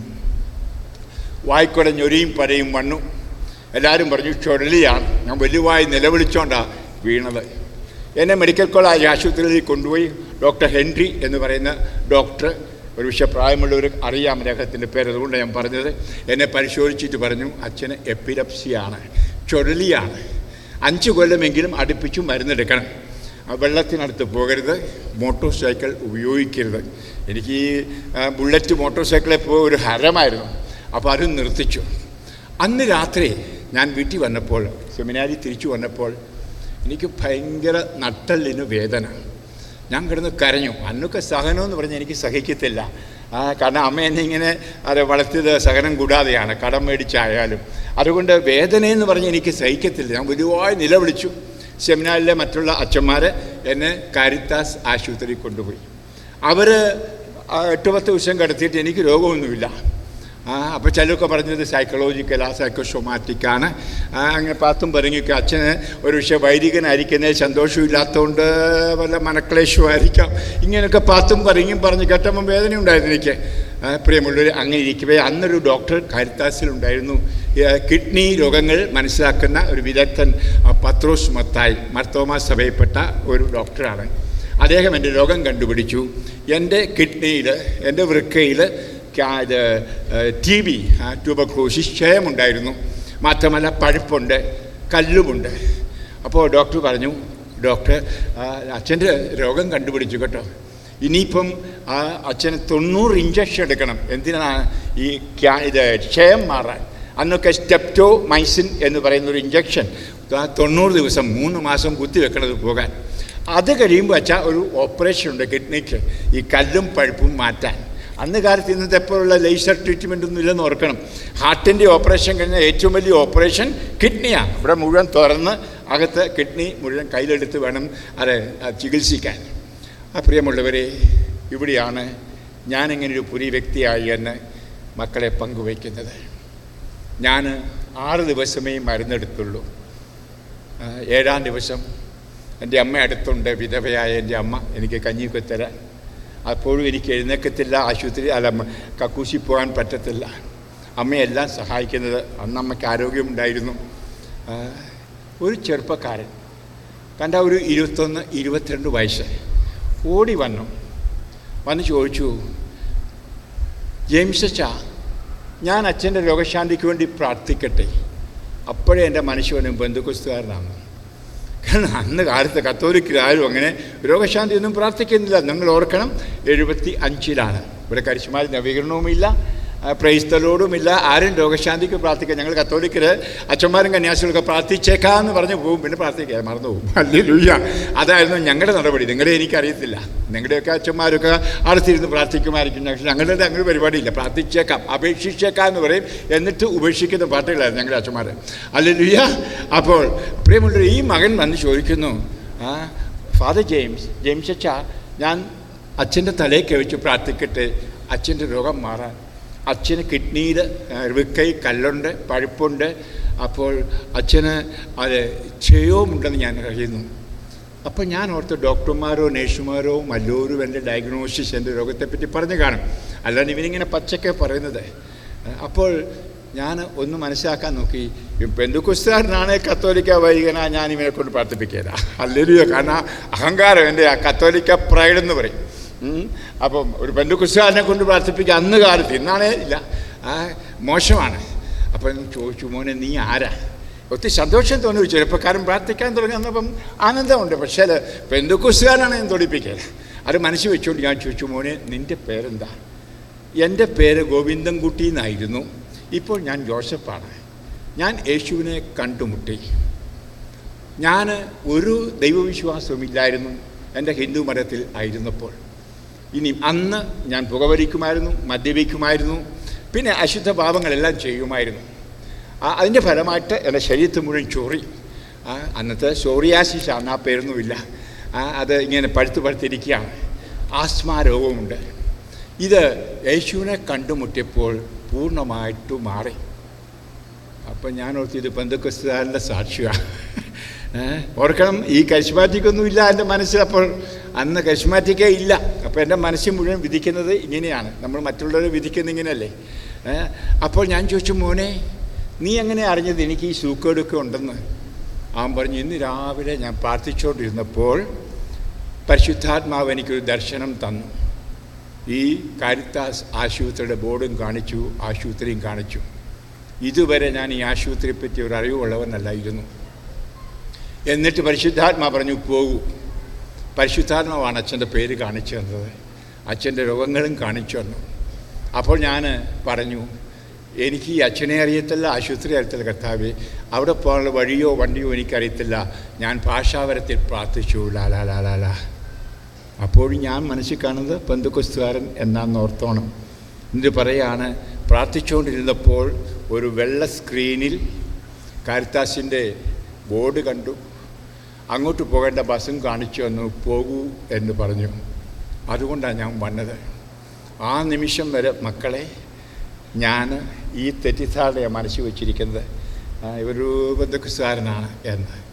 അവൻ അതിനുശേഷം ഇത് കേട്ട് കഴിഞ്ഞപ്പോൾ അതെ ഞാൻ ഓർത്തു, ആരും പ്രാർത്ഥനയുടെ ഒരു മനുഷ്യൻ പ്രാർത്ഥിക്കാൻ വന്നതാണ്, ഹിന്ദു ആയാലും പോട്ടെ പ്രാർത്ഥിക്കട്ടെ എന്നെൻ്റെ എനിക്കൊരു മനസാന്തരം ഉണ്ടായി. അവൻ രണ്ട് കൈയും വച്ച് ഹാലാലാലാലാ എന്ന് പ്രാർത്ഥിക്കാൻ തുടങ്ങി. ആദ്യം എനിക്ക് തോന്നി, എടാ നിർത്തടാ, കാരണം എനിക്ക് പ്രാർത്ഥിക്കാൻ പ്രാർത്ഥനാ പുസ്തകമുണ്ട്. ഞാൻ എൻ്റെ പ്രാർത്ഥനകളെല്ലാം വൈദികൻ്റെ പ്രാർത്ഥനയെല്ലാം ഞാൻ ചൊല്ലുന്ന പള്ളിയിലുമുണ്ട്. അന്ന് വരെ ഈ സ്പോണ്ടേനിയസ് പ്രാർത്ഥന, സ്വയം പ്രേരിത പ്രാർത്ഥന ഞാൻ കേട്ടിട്ടില്ല എൻ്റെ കത്തോലിക്ക സഭയിൽ. അത് സ്വയമായി പറയുക. അപ്പോൾ ഇവൻ എന്നിട്ട് പറയുകയാണ്, കർത്താവേ, അങ്ങ് മരിച്ചതും രക്തം ചെന്നതും ജെയിംസിന് വേണ്ടിയാണല്ലോ. അങ്ങ് 2000 കൊല്ലം മുമ്പേ ഇവൻ്റെ കിഡ്നി രോഗം കണ്ടവനാണല്ലോ. അവൻ്റെ രോഗങ്ങളെല്ലാം ഏറ്റെടുത്തവനാണല്ലോ. കർത്താവേ, ഇവന് സൗഖ്യം കൊടുക്കൂ, ചെറുപ്പക്കാരനാണ്, അനുഗ്രഹിക്കൂ. ഇത് കേട്ടപ്പോൾ ഞാൻ കുടിൽ കോരിയിട്ടു. ഇവൻ്റെ ആ സ്പർശനത്തിൽ പ്രാർത്ഥിച്ച് 1 മിനിറ്റ് കൊണ്ട് ഇലക്ട്രിസിറ്റി പോലെ, കറണ്ട് പോലെ എൻ്റെ ശരീരത്തോടെ ഒഴുകുന്നു. അപ്പോൾ എൻ്റെ ആ നടുവിലേക്കൊരു വലിയ ശക്തി ഒഴുകുന്നു. മനസ്സുകൊണ്ട് ഞാൻ ഓർത്തു, ഇവൻ്റെ പ്രാർത്ഥന എന്നെ സുഖപ്പെടുത്തുകയായിരിക്കും. ആരും പറഞ്ഞില്ല, അവൻ പറഞ്ഞില്ല അച്ഛാ സുഖമായിരിക്കുന്നൊന്നും പറഞ്ഞില്ല. അവൻ്റെ ആ പ്രാർത്ഥനയുടെ ശക്തി ഞാൻ അനുഭവിക്കുക. ഒരിക്കലും അച്ഛന്മാർ, ഞാൻ ആ കാരിത്താസിൽ കിടന്ന് 3 ബിഷപ്പ്മാർ വന്ന് പ്രാർത്ഥിച്ച കേട്ടോ. അച്ഛന്മാർ പലരും വന്ന് പ്രാർത്ഥിച്ചു. എൻ്റെ സഭയപ്പെട്ടവരൊക്കെ ഒരു ചുക്കും ഉണ്ടായില്ല, ഒരു ശക്തിയും കണ്ടില്ല. എന്നാൽ ഈ മകൻ, ഈ പുരുക്രിസ്ത്യാനി, അവൻ്റെ ചരിത്രനോട് പറഞ്ഞിരുന്നു. അവൻ ഈഴവ ജാതിയിൽപ്പെട്ട ഒരു പയ്യനായിരുന്നു. യേശുവിനെ കണ്ടുമുട്ടിയതും എല്ലാം പറഞ്ഞെന്ന് ഞാൻ പറഞ്ഞല്ലോ. അതിനുശേഷം പരിശുദ്ധാത്മാവിനെ ലഭിച്ച് അവൻ മാമോദീസ സ്വീകരിച്ചു കത്തോലിക്ക സഭയിൽ. അപ്പോൾ അവൻ്റെ ആ പ്രാർത്ഥനയുടെ ശക്തി ഞാൻ കാണുകയാണ്. അപ്പോൾ അതെ എൻ്റെ മനസ്സ് മാറി. ദൈവമേ, പരിശുദ്ധാത്മാവ് അങ്ങനൊരു ശക്തി ഉണ്ടല്ലോ. ഞാൻ സെമിനാരി 12 കൊല്ലം പഠിച്ചിട്ട് ഒറ്റ ക്ലാസ് പോലും പരിശുദ്ധാത്മാവിനെ പറ്റി ആരും പഠിപ്പിച്ചിട്ടില്ല. ആ പ്രാർത്ഥനയുണ്ടായിരുന്നു പരിശുദ്ധാത്മാവിനോട്. ഞാനപ്പോൾ ഓർത്തു, ഒരിക്കൽ തിയോളജി ദൈവശാസ്ത്ര ക്ലാസ്സിൽ ഞാൻ പ്രൊഫസറോട് ചോദിച്ചു, പരിശുദ്ധാത്മാവിനെ പറ്റി എന്നാ പഠിപ്പിക്കാത്തത്? അതിവിടെ ഉണ്ടെന്ന് പറഞ്ഞു. അത്രേ പറഞ്ഞുള്ളൂ. ഹല്ലേലൂയ. എൻ്റെ കുഞ്ഞുനാളിൽ സന്ധ്യപ്രാർത്ഥന നടത്തുമ്പോൾ അമ്മ ഒരു പ്രാർത്ഥനയിലും വിശുദ്ധ റൂഹായോട് ഞാനൊരിക്കൽ അമ്മച്ചിയോട് ചോദിച്ചു, അമ്മ ഈ റൂഹ ആരാ? ഷട്ടപ്പ്, മിണ്ടായിരിക്കണമെന്ന് പറഞ്ഞു. പാവം അമ്മയ്ക്കും അറിയത്തില്ല. ഇതായിരുന്നു നമ്മുടെ സ്ഥിതിവിശേഷം. പരിശുദ്ധാത്മാവ് ആരാന്നറിയത്തില്ല. അർശം 3 തവണ പറയും, പലതവണയും പരിശുദ്ധാത്മാവ് റൂഹ എന്നൊക്കെ പറയും. പ്രിയമുള്ളവരെ, അങ്ങനെ അജ്ഞനായിരുന്നു ഞാൻ. പച്ചക്കെ നിങ്ങളോട് പറയുകയാണ്. പ്രിയമുള്ളവരെ, ഈ മകൻ ഇത് പറഞ്ഞപ്പോൾ അതെ അതിനുശേഷമുണ്ടായതാണ് എന്നെ ജീവിതത്തിൽ ഒരു പുതിയ വ്യക്തിയാക്കിയത്. ഞാൻ അപ്പോൾ വിശ്വസിച്ചു, എനിക്ക് സൗഖ്യം കിട്ടി. അപ്പോൾ ആ മകൻ പ്രാർത്ഥിക്കുക, പിതാവേ, ഈ വൈദികനെ നോക്കൂ, ഇവൻ്റെ കരങ്ങളിലൂടെയും ഹൃദയത്തിലൂടെയും അങ്ങേക്ക് എങ്ങനെ എഴുന്നള്ളി വരാൻ പറ്റും? ഇവൻ്റെ കൈകൾ നാറുന്നതാണ്. അപ്പോൾ ഞാൻ ഓർത്തു, അന്ന് വരെ ഞാൻ സിഗരറ്റ് ഒന്നിനു പുറകെ ഒന്നായി വലിക്കുമായിരുന്നു. അപ്പോൾ എൻ്റെ മനസ്സിൽ ഓർമ്മ വന്നു, നാറുന്ന കൈ. ഒരിക്കൽ എൻ്റെ അമ്മ പറഞ്ഞതാണ്, വിശുദ്ധ കുർബാന സ്വീകരിച്ചപ്പോൾ, ജെയിംസ് പുകവലി നിർത്തുന്ന നാറുന്നു നിൻ്റെ കൈ. അമ്മയോട് ഞാൻ പറഞ്ഞു, എൻ്റെ സ്വാതന്ത്ര്യമാണ് വലിക്കാൻ. അന്ന് അമ്മച്ചോട് ഞാനാണ് പറഞ്ഞത്, എന്നെ ഒത്തിരി സ്നേഹിക്കുന്ന അമ്മച്ചോട്. അതെ, ഇവിടെ വെച്ച് ഈ മകൻ പിതാവിനോട് പ്രാർത്ഥിക്കുന്നു, നാറുന്ന കൈകൊണ്ടാണ് വിശുദ്ധ ബലി അർപ്പിക്കുന്നത്. ഇവൻ്റെ ഹൃദയത്തിലേക്ക് നോക്കൂ കർത്താവേ, അവൻ്റെ ഹൃദയത്തിൽ വെറുപ്പാണ് കിടക്കുന്നത്. ചെറുപ്പകാലത്ത് കാരണവന്മാരുടെ വെറുപ്പ് ഇപ്പോഴും ക്ഷമിക്കാതെ കിടക്കുന്നു. സെമിനാരി പഠിച്ചപ്പോൾ പല വൈദികരോടും വെറുപ്പുണ്ടായിരുന്നു, പ്രൊഫസർമാരോട്. ഇപ്പോൾ ഒരു ബിഷപ്പിനോട് ഏറെ രോഷത്തിലിരിക്കുന്നു. ഇദ്ദേഹമാണ് ബലി അർപ്പിക്കുന്നത്. കർത്താവ്, ഇവൻ്റെ ബലി അങ്ങേക്ക് എങ്ങനെ സ്വീകരിക്കാൻ കഴിയും? ഇവൻ്റെ പ്രാർത്ഥന അങ്ങേക്ക് എങ്ങനെ കേൾക്കാൻ കഴിയും? ഞാൻ സെമിനാറിൽ പഠിച്ച ദൈവവചനങ്ങൾ ഓരോന്നും എൻ്റെ മനസ്സിൽ വന്നു. അതായത് പ്രാർത്ഥിക്കുമ്പോൾ ക്ഷമിക്കണം, മറ്റുള്ളവരോട് ക്ഷമിക്കുന്നവരോട് എന്നോടും ക്ഷമിക്കണമെന്നാണ് സ്വർഗസ്ഥനായ പിതാവ് എന്ന ജപത്തിൽ പ്രാർത്ഥന. ഇതെല്ലാം ഇങ്ങനെ വന്ന് ഞാനങ്ങ് പൊട്ടിക്കരയായി. ഇവൻ പറഞ്ഞ മുഴുവൻ സത്യം. അതെ, അന്ന് ഞാനൊരു ബിഷപ്പിനോട് പറഞ്ഞു, ഇപ്പോഴും ഞാൻ ഓർക്കുന്നു, bishop you mind your business, bishop നിൻ്റെ കാര്യം നീ നോക്കിക്കോ, എൻ്റെ കാര്യം ഞാൻ നോക്കിക്കോളാം. അങ്ങനെ പിണങ്ങിപ്പോയതാണ്. അതുപോലെ ഒത്തിരി പേരുള്ള വൈരാഗ്യങ്ങൾ ഓരോന്നും വന്നു. ഈ മകൻ പ്രാർത്ഥിച്ചേച്ച് മുറിവിൽ നിന്ന് ഇറങ്ങിപ്പോയി, വേറെ ആൾക്ക് വേണ്ടി പ്രാർത്ഥിക്കാൻ പോയി കാണും. ഞാൻ ഒരു തരം ഒരു അനുഭവത്തിൽ കിടക്കുകയാണ്. കർത്താവിൻ്റെ എല്ലാ പാപങ്ങളും എന്നെ കുറ്റപ്പെടുത്തി കാണിക്കുകയാണ്. ചെറുപ്പത്തിലൊക്കെ ഞാൻ പറഞ്ഞില്ല, ഞങ്ങൾക്ക് സാമ്പത്തിക ബുദ്ധിമുട്ടുണ്ടായപ്പോൾ ഞങ്ങളുടെ കാരണവന്മാർക്കൊക്കെ പൈസ ഒത്തിരി ഉണ്ടായിരുന്നു, റബ്ബർ തോട്ടും എല്ലാം. അവരൊന്നും തന്നിട്ടില്ല. അവരുടെ ഈ കാരണവന്മാരെല്ലാം പണക്കമായിരുന്നു. പണമുള്ളവരോട് എനിക്ക് പിറക്കമായിരുന്നു. ആരെങ്കിലും പൈസക്കാരെന്ന് പറഞ്ഞാൽ ഉള്ളി വെറുപ്പായിരുന്നു അവരോട്. അവരെ സ്നേഹിക്കാൻ എനിക്ക് പറ്റില്ലായിരുന്നു. പ്രിയമുള്ളവർ, ഇതെല്ലാം കർത്താവ് ചൂണ്ടി ചൂണ്ടി എന്നെ കാണിച്ചു.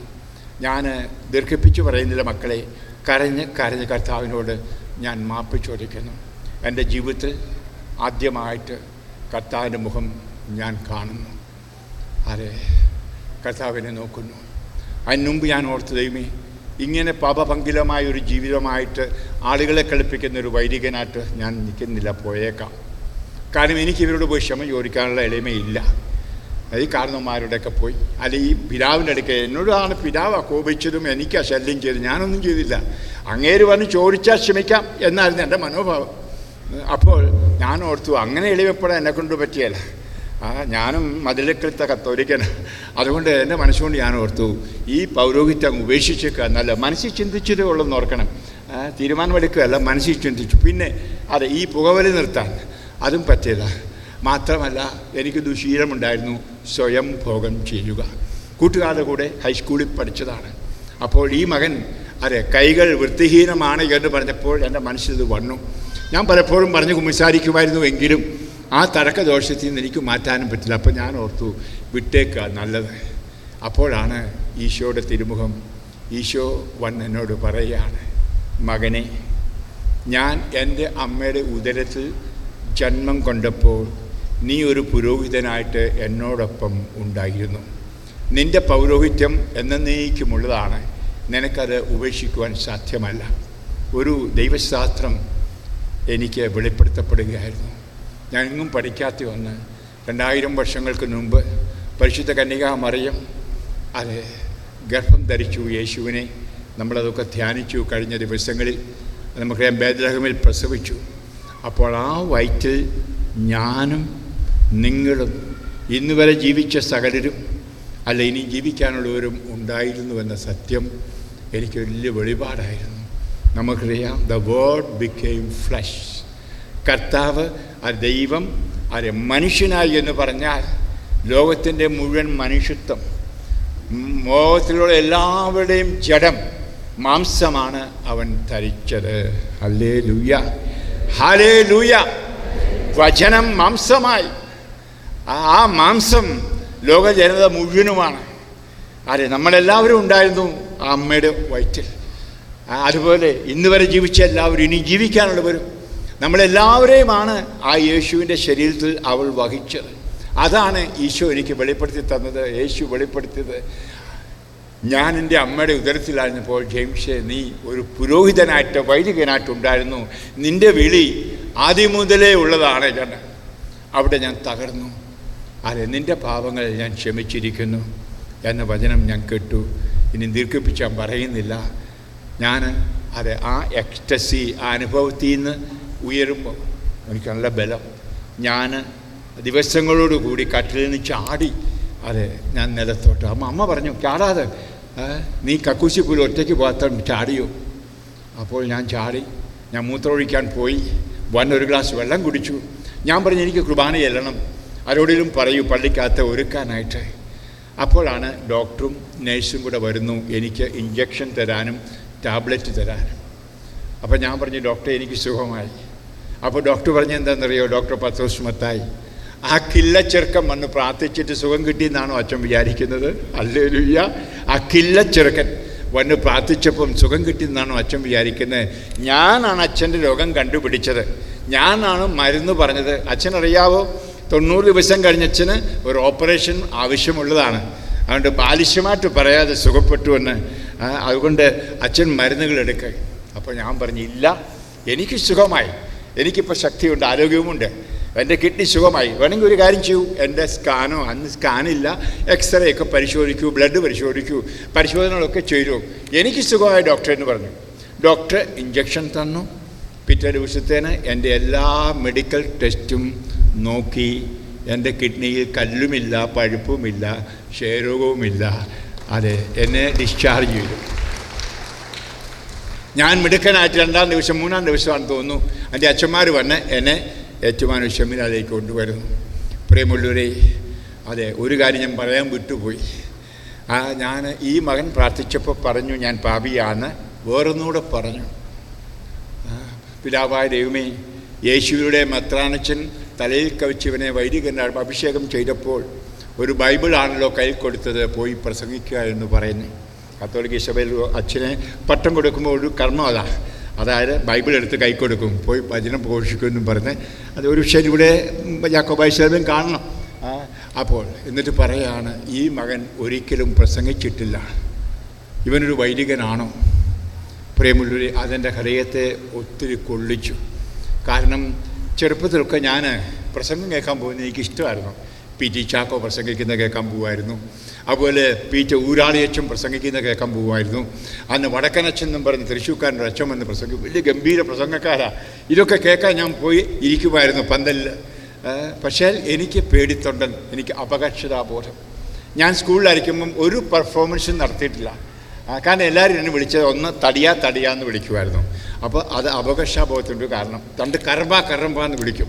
ഈ 2 വാക്കുകൾ എൻ്റെ വ്യക്തിത്വത്തെ മുറിച്ചു.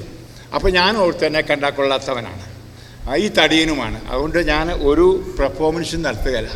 അതുകൊണ്ട് ഞാൻ സെമിനാറിലായിരുന്നപ്പം പ്രസംഗം പറയാൻ പഠിപ്പിച്ചപ്പോൾ ഞാൻ പറഞ്ഞു എനിക്ക് പറ്റില്ല. അപ്പോൾ ഞാൻ ഓർത്തു അച്ഛൻ പ്രസംഗിക്കണമെന്ന് നിർബന്ധമില്ല, അച്ഛന്മാർക്ക് എന്തെല്ലാം പണികളാണ് കിടക്കുന്നത്. ഹല്ലേലൂയ. അങ്ങനെയായിരുന്നു ഞാൻ ഓർത്തത്. വൈദികനായി കഴിഞ്ഞു, പുത്തൻ കുർബാന ചൊല്ലി. പുത്തൻ കുർബാനയ്ക്കൊരു നന്ദി പറച്ചിലുണ്ട്. ഞാൻ അതിനുവേണ്ടി ഒരു കടലാസിൽ എല്ലാം എഴുതിയെടുത്തു. ഇപ്പോഴും ഞാൻ ഓർക്കുന്നു, കുർബാനയുടെ നടുക്ക് വെച്ച് സുവിശേഷം വായിച്ചിട്ടാണ് ഞാൻ ഈ നന്ദി പ്രകടനം നടത്തേണ്ടത്. അപ്പോൾ ഞാൻ ആദ്യമേ പോയി നിന്നു. അപ്പോൾ എന്നെ വരയ്ക്കാൻ തുടങ്ങി. അപ്പോൾ എന്നോട് പ്രസംഗം പഠിപ്പിക്കാൻ തുടങ്ങിയ പ്രൊഫസർ പറഞ്ഞത്, പേടി വരികയാണെങ്കിൽ പള്ളിയുടെ ആനവാതിൽ, പുറകിലത്തുള്ള വാതിലെ കണ്ണ് ഫിക്സ് ചെയ്തോണം, ആളുകളെ നോക്കിയോ വീഴും. അതുകൊണ്ട് ഞാൻ എൻ്റെ 2 കണ്ണും പുറകിലുള്ള വലിയ വാതിലെ കൊണ്ട് ഫിക്സ് ചെയ്തു. എന്നിട്ട് ഞാൻ വെച്ച കടലാസ് ബൈബിൾ തപ്പുക. പുതിയ ബൈബിളാണ്, ഇടത്താണോ വലത്താണോ വെച്ചെന്ന് എനിക്കറിയത്തില്ല. കൈ വരയ്ക്കുന്നുമുണ്ട്. പിടിക്കുമ്പോഴെല്ലാം കിട്ടുന്ന ബൈബിളിൻ്റെ കടലാസായി. ഞാൻ വെച്ച കടലാസ് കിട്ടുന്നില്ല. 5-4 തവണ ഞാൻ പറഞ്ഞു, പ്രിയ പ്രിയ പ്രിയ പ്രിയ. എനിക്ക് ഒറ്റ വാക്ക് പറയും, പ്രിയ എന്ന് പറയുകയല്ല, വേറൊന്നും പറയാൻ പറ്റിയില്ല. കുട്ടികളൊക്കെ മെന്നിച്ചിരിക്കുന്നത് എനിക്ക് കേൾക്കാമായിരുന്നു. വികാരിച്ചൻ വന്ന് പറഞ്ഞു, പ്രസംഗിച്ചോ മതി, കുർബാന തുടരാമെന്ന്. ഹല്ലേലൂയ. ആ ബലൂൺ ചൊങ്ങിരുപോലെ ഞാൻ കുർബാന അവസാനിപ്പിച്ചു. കുർബാന കഴിഞ്ഞപ്പോൾ ആ വികാരിച്ചൻ പറഞ്ഞ എന്താണെന്നറിയാമോ, താനൊരു മിഷണറിയാണ്, എന്നാ പ്രസംഗിക്കാനാണ് പോകുന്നത്. അതും വീണ്ടും എനിക്ക് ഒരു ഡിസ്കറേജ്മെൻ്റ്, നിരുത്സാഹത്തിന് കാരണമായി. ഞാൻ തീരുമാനിച്ചു പ്രസംഗ പരിപാടി ഇല്ല എന്ന്.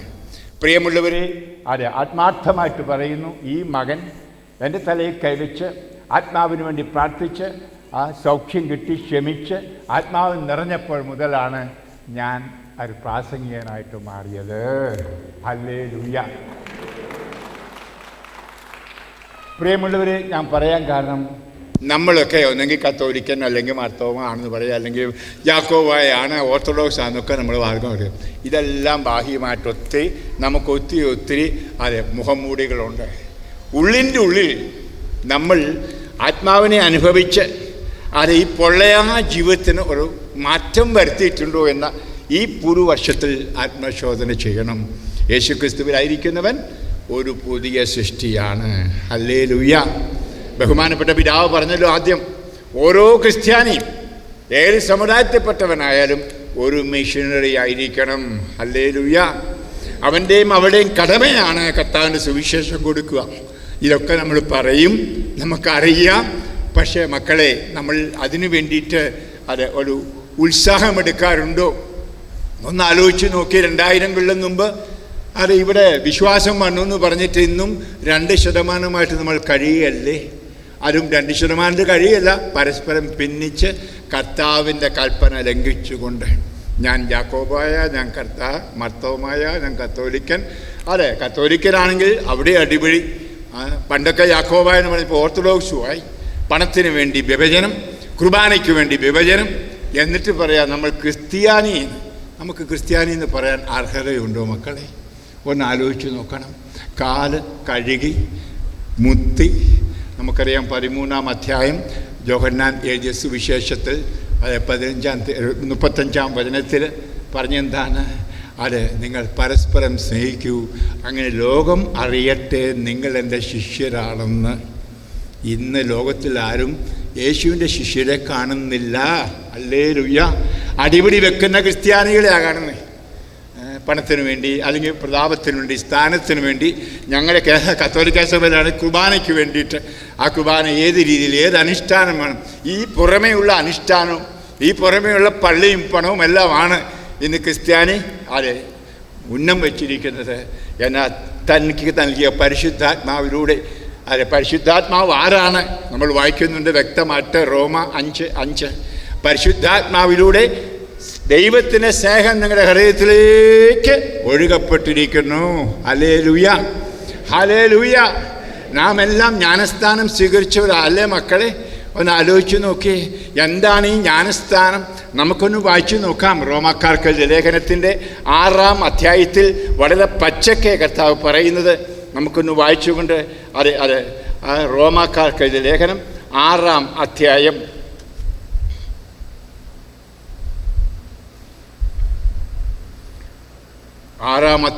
3 മുതൽ വചനങ്ങൾ. യേശുക്രിസ്തുവിനോട് ഐക്യപ്പെടാൻ സ്നാനം സ്വീകരിച്ച നാം എല്ലാവരും അവൻ്റെ മരണത്തിന് ഐക്യപ്പെടാനാണ് സ്നാനം സ്വീകരിച്ചതെന്ന് നിങ്ങൾക്കറിഞ്ഞുകൂടെ? അങ്ങനെ അവൻ്റെ മരണത്തോട് നമ്മെ ഐക്യപ്പെടുത്തിയ ജ്ഞാനസ്ഥാനത്താൽ നാം അവനോടൊത്ത് സംസ്കരിക്കപ്പെട്ടു. ക്രിസ്തു മരിച്ചതിന് ശേഷം പിതാവിൻ്റെ മഹത്വത്തിൽ ഉയർത്തെഴുന്നേറ്റ പോലെ നാമും ഒരു പുതിയ ജീവിതം ജീവിക്കേണ്ടതിനാണ് അവനോടൊത്ത് സംസ്കരിക്കപ്പെട്ടിരിക്കുന്നത്. Hallelujah, hallelujah. അതുകൊണ്ടാണ് ആ കൊരിന്ത്യർക്ക് ലേഖനത്തിൽ പൗലോസ് പറഞ്ഞത്, യേശുക്രിസ്തുവിൽ ആയിരിക്കുന്നവൻ ഒരു പുതിയ സൃഷ്ടി ആണ്, പഴയത് കടന്നുപോയി. നമ്മളൊക്കെ അഭിമാനിക്കും, ഞാൻ സ്നാനപ്പെട്ടു. ഒന്ന് ചോദിക്കണം, ഞാൻ സ്നാനപ്പെട്ടോ എന്ന്. യേശുവിൻ്റെ മരണത്തോട് ഐക്യപ്പെടുക എന്ന് പറഞ്ഞാൽ പാപത്തോട് മരിക്കുകയാണ്. ഹല്ലേലൂയ. യേശു മരിച്ചു എന്ന് പറഞ്ഞാൽ പാപത്തിൻ്റെ ശമ്പളം മരണം. അത് തൻ്റെ സ്വന്തം ശരീരത്തിൽ ഏറ്റെടുത്തു. അതാണ് യേശു ചെയ്തത് അല്ലേ? അപ്പോൾ പാപമില്ലാത്തവൻ പാപം ഏറ്റെടുത്തു, പാപമായി മാറി. 2 കൊരിന്ത്യർ 5-ാം അധ്യായം 21 വചനം. പാപമില്ലാത്ത കർത്താവ് നിങ്ങളുടെയും എൻ്റെയും പാപങ്ങൾ ഏറ്റെടുത്ത് പാപിയായി മാറിയില്ല, പാപമായി മാറി. അവനെയാണ് നമ്മൾ കുരിശിൽ കാണുന്നത്. ഹല്ലേലൂയ. അപ്പോൾ ഞാൻ ക്രിസ്ത്യാനിയാണോ? അച്ഛനാകട്ടെ, മക്കിയാമ്മയാകട്ടെ, കന്യാസിയാകട്ടെ, ബിഷപ്പാകട്ടെ, മാർപ്പാപ്പ ആയിരിക്കട്ടെ, ആരായാലും ശരി, യേശു ക്രിസ്തുവിൻ്റെ മരണത്തോട് താതാത്മ്യപ്പെടാതെ പാപത്തിൻ്റെ ശമ്പളമാകുന്ന മരണം ഏറ്റെടുക്കാതെ മരിക്കുക എന്ന് പറഞ്ഞാൽ ഇല്ലാതാക്കുക എന്നാണ്. മരിക്കുമ്പം ജീവിതം തീർന്നപ്പോൾ പാപജീവിതം തീർത്ത ഒരു വ്യക്തി. ഹല്ലേലൂയ. പാപത്തോട് വിട വാങ്ങിയിട്ട് ഉത്ഥാനം ചെയ്ത് യേശുവിൻ്റെ ജീവിതത്തിലാകുക, അതാണ് പുതിയ ജീവിതം. ഹല്ലേലൂയ. ഞാൻ പറയുന്നത്, പിതാവ് പറഞ്ഞല്ലോ കരിസ്മാറ്റിക് കൂടി ഒത്തിരി പേര് പെന്തക്കോസ്തി പോയി എന്ന് പറഞ്ഞു. ഞാനിപ്പോൾ നിങ്ങൾ ഒരു പെന്തക്കോസ്താരും കേൾക്കുന്നുണ്ടായിരിക്കും, അവിടെ എനിക്കറിയത്തില്ല.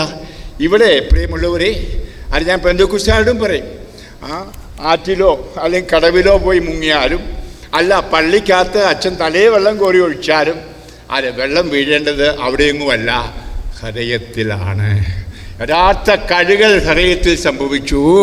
ഹല്ലേലൂയ. പെന്തക്കോസ്താൻ ഓർക്കും, അവൻ എവിടെയെങ്കിലും പുഴയിൽ പോയി സ്നാനം സ്വീകരിക്കുമ്പം പുഴ ക്രിസ്ത്യാനിയായി എന്ന്. നമ്മളോർക്കും പള്ളി വെച്ച് മത്താനോ അച്ഛനോ തലയിൽ വെള്ളം ഒഴിക്കുമ്പോൾ.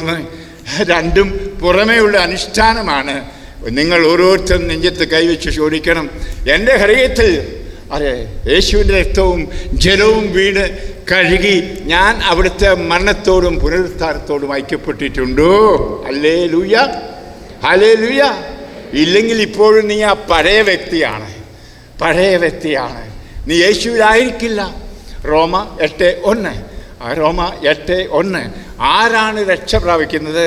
യേശുക്രിസ്തുവിനോട് ഐക്യപ്പെട്ടവർ. ആകയാൽ യേശുക്രിസ്തുവിനോട് ഐക്യപ്പെട്ടവർക്ക് ഇനി ശിക്ഷാവിധി ഇല്ല. റോമ 8:1. പ്രിയമുള്ളവരെ, നമ്മളൊന്ന് നെഞ്ചത്ത് കൈവച്ച് ചോദിക്കണം നമ്മോട് തന്നെ, ഞാനിപ്പോൾ ശിക്ഷാവിധിയിലല്ലോ അതോ രക്ഷയിലാണോ എന്ന്. ഹല്ലേലൂയ. ഞാനിപ്പോഴും പഴയ കള്ളുകുടി, പെണ്ണുപിടിയും വ്യഭിചാരവും അശുദ്ധിയും, പണമേ ദൈവം, എങ്ങനെയും അമേരിക്കയിലോ ജർമ്മനിയിൽ പോയി കുറേ പണം ഉണ്ടാക്കിയൊരു വീടും പണിത് ദൈവമേ ഒരു വലിയ മെഴ്സിഡസ് കാറുമൊക്കെ മേടിച്ചിങ്ങനെ നടക്കുക. അതിന് ആരെ വഞ്ചിച്ചാലും വേണ്ടില്ല, ആരെയും കളിപ്പിച്ചാലും വേണ്ട, അത് ഏതാ കളിപ്പീരുപടി ചെയ്താലും ശരി, ഈ പാപത്തെപ്പറ്റിയൊന്നും അനുദപിക്കാതെ, മാത്രമല്ല സ്വന്തം അപ്പനോടും അമ്മയോടും വെറും വൈരാഗ്യവും രോഷവും വെച്ചുകൊണ്ട്, ഈ പറയുന്ന മെത്രാനോടായിരിക്കാം അല്ലെങ്കിൽ അച്ഛനോടായിരിക്കാം വൈരാഗ്യവും രോഷവും വെച്ചിരിക്കുന്നത്, ഇതെല്ലാം ഉള്ളിപ്പേറിക്കൊണ്ട് പറയും, ഓ ഞാൻ കത്തോലിക്കനാട്ടാ, ഞാനുണ്ടല്ലോ യാക്കോബേക്കാരനാ, ഞാൻ മർത്തമ, ഞങ്ങളൊക്കെ പുരാതന ക്രിസ്ത്യാനികൾ. പ്രിയമുള്ള, ഈ പുരാതനിത്വം ഒന്നും നമ്മളെ രക്ഷിക്കില്ല. സ്നാപയോഹന്നാൻ പറഞ്ഞതുപോലെ, എനിക്ക് പിതാവായി എബ്രഹാം ഉണ്ടെന്ന് വീമ്പടിക്കരുത്. Hallelujah, hallelujah. അതെ, കേരളത്തിൽ പറയും തോമാശ്ലീഹ പറഞ്ഞു, തോമാശ്ലീഹയുടെ പാരമ്പര്യമുണ്ട്. അതെന്തെല്ലാം പാരമ്പര്യങ്ങൾക്കോ, ഈ പാരമ്പര്യമൊന്നും നമ്മളെ രക്ഷിക്കില്ല. അനുഷ്ഠാനങ്ങളല്ല നമ്മളെ രക്ഷിക്കരുത്, യേശുക്രിസ്തുവിനോട് ഐക്യപ്പെട്ട ജീവിതം. ഹല്ലേലൂയ. ഈ ഐക്യമാണ് എൻ്റെ സഹോദരനെ നോക്കുമ്പോഴും എനിക്ക് കാണാൻ സാധിക്കുന്നത്. പച്ചക്കെ നമുക്കറിയാം. ആ ഗെത്സമനിയിലെ പ്രാർത്ഥന നമ്മൾ 17-ാം അധ്യായം വിശുദ്ധ യോഹന്നാൻ്റെ സുവിശേഷത്തിൽ നമ്മൾ വായിക്കുന്നുണ്ടല്ലോ. എപ്രകാരം മനോഹരമായിട്ട് പ്രാർത്ഥിക്കുന്നു എന്ന് യോഹന്നാൻ എഴുതിയ സുവിശേഷം അധ്യായം 17. താങ്ക് യു പിതാവേ. 1 ശ്രദ്ധിക്കുക. യോഹന്നാൻ 17:22 മുതൽ ഞാൻ വായിക്കുകയാണ്. ദൈവവചനം ഞാൻ വിട്ടുകളയാൻ പാടില്ല. അതുകൊണ്ട് നാം ഒന്നായിരിക്കുന്നത് പോലെ, യേശുവിൻ്റെ പ്രാർത്ഥനയാണ്, പിതാവിനെ നോക്കിക്കൊണ്ട് നാം ഒന്നായിരിക്കുന്ന പോലെ. നമുക്കറിയാം ത്രിത്വമാണ് നമ്മുടെ ദൈവം. ഒരു ഹിന്ദുവോ മുസ്ലിമോ ദൈവം എന്ന് പറയുന്ന പോലെ ഒരു ക്രിസ്ത്യാനി പറയുന്നത്. ക്രിസ്ത്യാനി ദൈവം എന്ന് പറഞ്ഞാൽ 3 പേരാണ്, പിതാവ്, പുത്രൻ, പരിശുദ്ധാത്മാവ്. Hallelujah, hallelujah. ആ ഐക്യം, പിതാവും പുത്രനും പരിശുദ്ധാത്മാവും തമ്മിലുള്ള ഐക്യം, അതാണ് ഇവിടെ യേശു പറയുന്നത്. നാം ഒന്നായിരിക്കുന്ന പോലെ പിതാവേ, അവരും ഒന്നായിരിക്കുന്നതിന് അങ്ങ് എനിക്ക് തന്ന മഹത്വം അവർക്ക് ഞാൻ നൽകിയിരിക്കുന്നു. അവർ പൂർണ്ണമായി ഒന്നാകേണ്ടതിന് ഞാൻ അവരിലും അവിടെ എന്നിലുമായിരിക്കുന്നു. അങ്ങനെ അയച്ചുവെന്നും അങ്ങനെ സ്നേഹിച്ചതുപോലെ അവരെയും സ്നേഹിച്ചുവെന്നും ലോകം അറിയട്ടെ. പ്രിയരെ, ധ്യാനിക്കണം. ലോകം മുഴുവൻ അറിയണം യേശുക്രിസ്തു എല്ലാവരെയും സ്നേഹിക്കാൻ വന്നവനാണ്. ഹിന്ദുവിനെയും മുസ്ലിമിനെയും ബന്ധുക്കുസിനെയും മർത്തോമായും യാക്കോബായും കത്തോലിക്കയും എല്ലാവരെയും സ്നേഹിക്കാൻ വന്നവനാണ് യേശു. ഹല്ലേലൂയ. അവനവൻ്റെ സ്നേഹത്തിന് ആരെയും മാറ്റി നിർത്തിയിട്ടില്ല. ഒരു ഹിന്ദുവിന് യേശുവിനെ സ്നേഹിക്കണമെന്നറിയുന്നണമെങ്കിൽ അവനിൽ വിശ്വസിക്കുന്ന നമ്മൾ സ്നേഹത്തിൻ്റെ പൂർണ്ണതയിലായിരിക്കണം. ഹല്ലേലൂയ. അപ്പം നമ്മുടെ ഈ ഇപ്പോഴത്തെ ജീവിതം, ഈ വഴക്കും വയ്യാവേലിയും ഭിന്നതയും വിഭാഗിക ചിന്തയും കണ്ടുകൊണ്ട് ഇന്ന് നമ്മുടെ ഹൈന്ദവർക്ക് ഒറ്റ വാക്കിൽ നമ്മൾ ഓർക്കണം. ഇന്ന് നമ്മളെല്ലാം പറയുന്നു, ഹൈന്ദവർ ക്രിസ്ത്യാനികൾ കേരളത്തിൽ പീഡിപ്പിക്കപ്പെടുന്നു.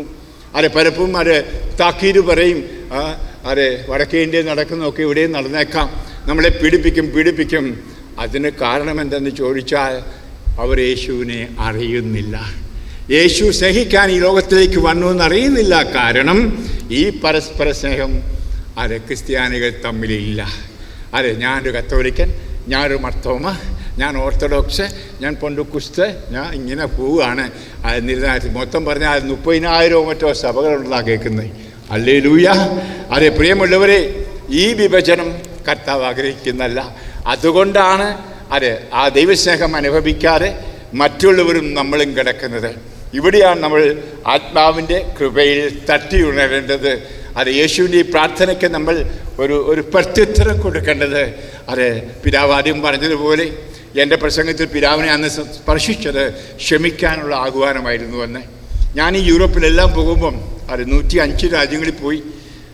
പ്രിയമുള്ളവരെ, ഈ സമയത്ത് 12 കൊല്ലം മുമ്പ് ഈ സമയത്ത് ഞാൻ കോമായിൽ കിടക്കുന്ന സമയമാണ്, അബോധാവസ്ഥയിൽ കിടക്കുകയാണ്. കാരണം 12 വർഷം തികയാണ് എനിക്ക് ഈ രോഗം വന്നിട്ട്. 10 വർഷമായി ഞാൻ വീൽ ചെയറും കൊണ്ട് ഈ ലോകത്തിൽ ബൈബിളുമായിട്ട് സഞ്ചരിക്കുന്നത്. പ്രിയപ്പെട്ടവരെ, ഞാൻ പറയാൻ കാരണം കത്തോലിക്ക ജീവിതത്തിൽ, ക്രിസ്ത്യാനിയുടെ ജീവിതത്തിൽ, മർക്കോമ ജീവിതത്തിൽ ചെയ്യാത്ത ഒരു പാപം, മാറ്റാത്തൊരു പാപം ഇതാണ് പരസ്പര വൈരാഗ്യം, ദോഷം, ഭിന്നത. കുടി നിർത്താൻ പലരും തയ്യാറാണ്. പിതാവ് ആദ്യം പറഞ്ഞ് ഞാൻ കേട്ടു. പലരും ഒരു പക്ഷെങ്കിൽ ലഹരി പദാർത്ഥം നിർത്തും, പലരും ഒരു പക്ഷേ വ്യഭിചാരം, അശുദ്ധി നിർത്തും.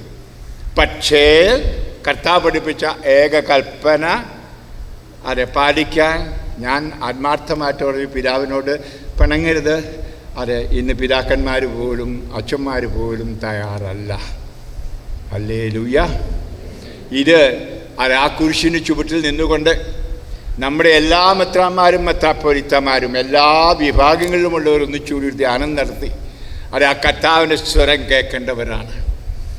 എന്നിട്ട് ജനങ്ങളെയും ഇത് പഠിപ്പിക്കണം. അതിൻ്റെ ഫലമല്ലേ ഇന്ന് കുടുംബങ്ങൾ കലഹം, അതുകൊണ്ടല്ലേ കുടുംബത്തിൽ ഭിന്നത. ഞങ്ങളുടെ കത്തോലിക്ക സഭയിൽ അച്ഛന് പറയാൻ പറ്റില്ല, ഭാര്യയും ഭർത്താവും പിണങ്ങിയിരിക്കുമ്പോൾ നിങ്ങൾ രമ്യപ്പെടണമെന്ന് തിരിച്ചു ചോദിക്കും, നിങ്ങൾ തമ്മിൽ രമ്യതയില്ലല്ലോ എന്ന്. ഹല്ലേലൂയ. വിശ്വാസ്യത പോലും നഷ്ടപ്പെട്ടിരിക്കുന്നു. ഇത് പറയുമ്പോൾ ഞാൻ നിങ്ങൾക്ക് ഉറപ്പ് തരികയല്ല, യാഥാർത്ഥ്യം ഞാൻ പച്ചയ്ക്ക് പറയുന്നവരാണ്. നമുക്കൊരു മാറ്റം മന്നയും മതിയാവും മക്കളെ. വ്യക്തിപരമായിട്ടും സഭാപരമായും സമൂഹപരമായിട്ടും യേശുവിൻ്റെ സ്നേഹം അനുഭവിച്ച് ആ സ്നേഹം പങ്കുവയ്ക്കേണ്ടത്. അതിനാണ് നമ്മൾ ഒറിജിനിലേക്ക്, അതായത് നമ്മുടെ ഉത്ഭവത്തിലേക്ക് തിരിഞ്ഞു പോകേണ്ടത്. യാക്കോബക്കാരും പറയും, ഞങ്ങൾ സുറിയാനി കത്തോലിക്കരും പറയും, എല്ലാവരും പറയും നമ്മൾ പഴയ പാരമ്പര്യത്തിലേക്ക് തിരിച്ചു പോകണം. നമ്മുടെ പാരമ്പര്യം കാണണമെങ്കിൽ അപ്പസ്തോലന്മാരുടെ നടപടി പുസ്തകം വായിക്കണം. ഏക ഹൃദയത്തോടെ ഏക മനസ്സോടെ അവർ സമ്മേളിച്ച് അപ്പം മുറിക്കൽ നടത്തിയിരുന്നു. അവരുടെ പാവങ്ങൾ ആരുമില്ലായിരുന്നു, കഷ്ടപ്പെടുന്നവർ. കാരണം അവർ പരസ്പരം സഹായിച്ച് സ്നേഹിച്ചു പോകുന്നവരായിരുന്നു ക്രിസ്ത്യാനികൾ. അതുകൊണ്ടാണ് എല്ലാ ദിവസവും 100ഉം 1000ഉം കണക്കിന് ആളുകൾ അവരോട് കൂട്ടിച്ചേർക്കപ്പെട്ടത്. ഹല്ലേലൂയ. ഇന്ന് കൂട്ടിച്ചേർക്കപ്പെടുന്നില്ലെന്ന് മാത്രമല്ല, ഉള്ളവർ പോലും പെന്തക്കോസ്തിലോ മറ്റ് അവിശ്വാസത്തിലേക്കോ ഹിന്ദു മതത്തിലേക്കോ ഇസ്ലാമിലേക്ക് പോലും പോകാൻ ശ്രമിക്കുന്നു. ഹല്ലേലൂയ. നമ്മളൊക്കെ പരാതി പറയും, നമ്മുടെ പെണ്ണുങ്ങൾക്ക് മുസ്ലിമിനെ കല്യാണം കഴിക്കുമെന്ന്.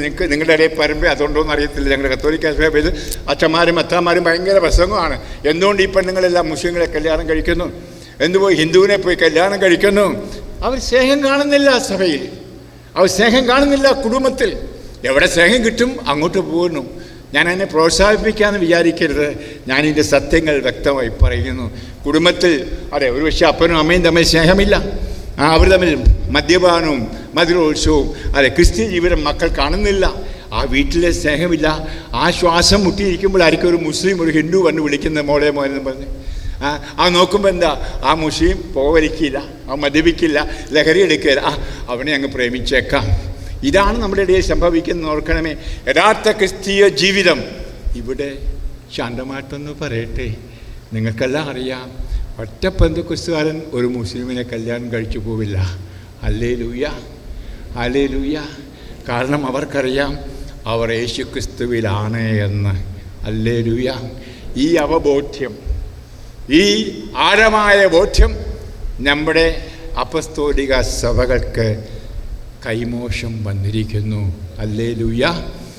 ഞാൻ എല്ലാവരെയും ഉൾപ്പെടുത്തി, എൻ്റെ സഭ ഉൾപ്പെടുത്തി നിങ്ങളെയും കൂടെ നോക്കിക്കൊണ്ടാണ് പറയുന്നത്. നമ്മളൊക്കെ അഭിമാനിക്കും അപ്പസ്തോലിക സഭ, അപ്പസ്തോലിക സഭ. പെന്തക്കോസ്തുകാരെ ഒത്തിരി നമ്മൾ ചീത്ത വിളിക്കുന്നുമുണ്ട്.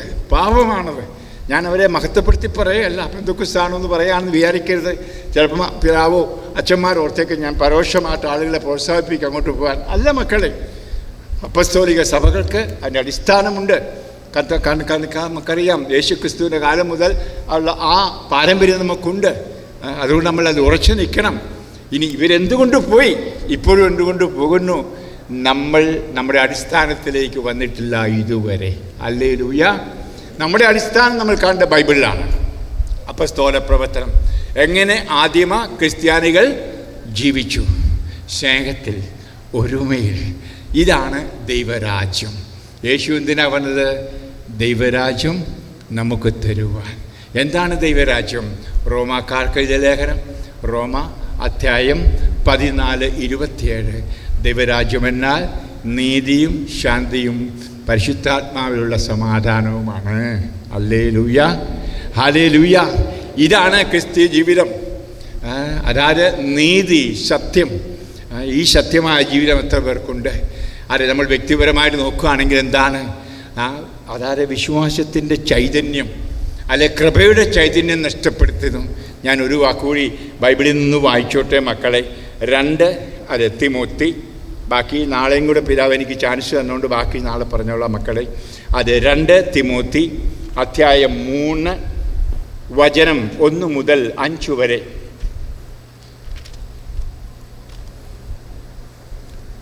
2 തിമോത്തി, തിമോത്തിയോസിന് പൗലോസ് എഴുതിയ 2-ാം ലേഖനം 3-ാം അധ്യായം 1 മുതൽ. ഒരു കാര്യം മനസ്സിലാക്കിക്കൊള്ളുക, അവസാന നാളുകളിൽ, കേൾക്കണേ വാക്ക്, അവസാന നാളുകളിൽ. നേരെപ്പേര് ലോകാവസാനത്തെപ്പറ്റി പറയുന്ന കാലമാണ് അല്ലേ? ഒത്തിരി വീഡിയോകളും പ്രസംഗങ്ങളും ഇതാ വരാൻ പോകുന്നു, കത്താർ രണ്ടാമത് വരാൻ പോകുന്നു, രണ്ടാമത് ഒത്തിരിയുണ്ട്. അതേപ്പറ്റി നാളെ ഞാൻ പറയാം. ഹല്ലേലൂയ. അതെ, ഒന്ന് ശ്രദ്ധിക്കൂ.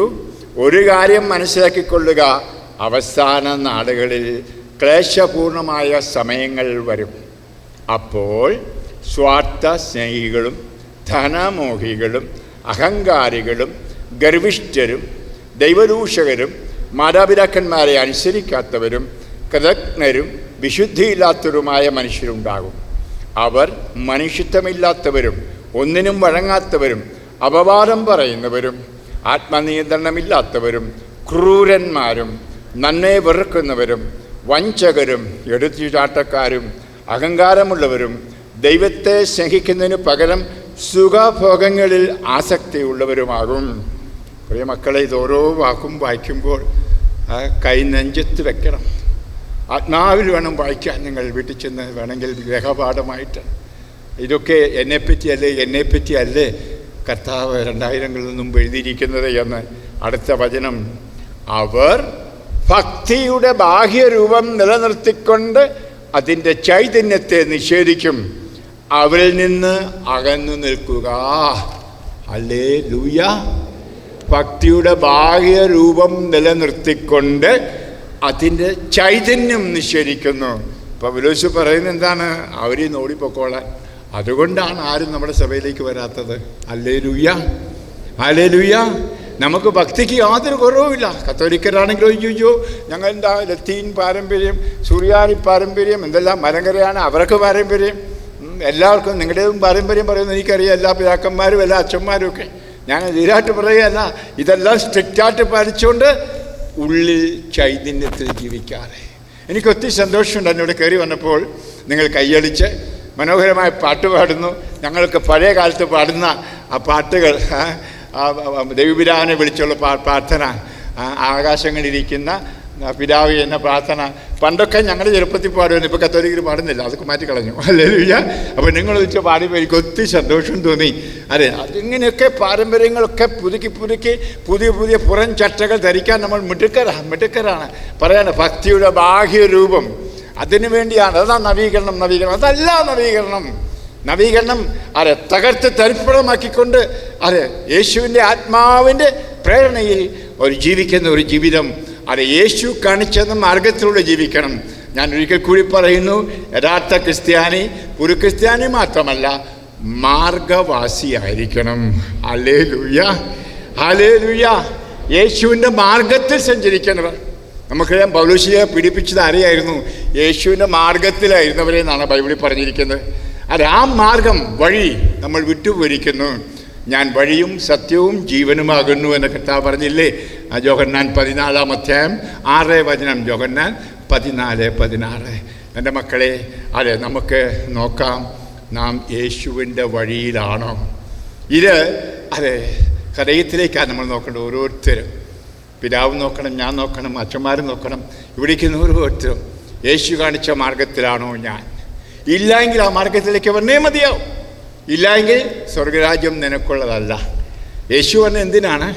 അനുഭവിക്കൂ, സ്വർഗരാജ്യം സമീപിച്ചിരിക്കുന്നു. പ്രധാന ഇഷ്യൂ അതാ.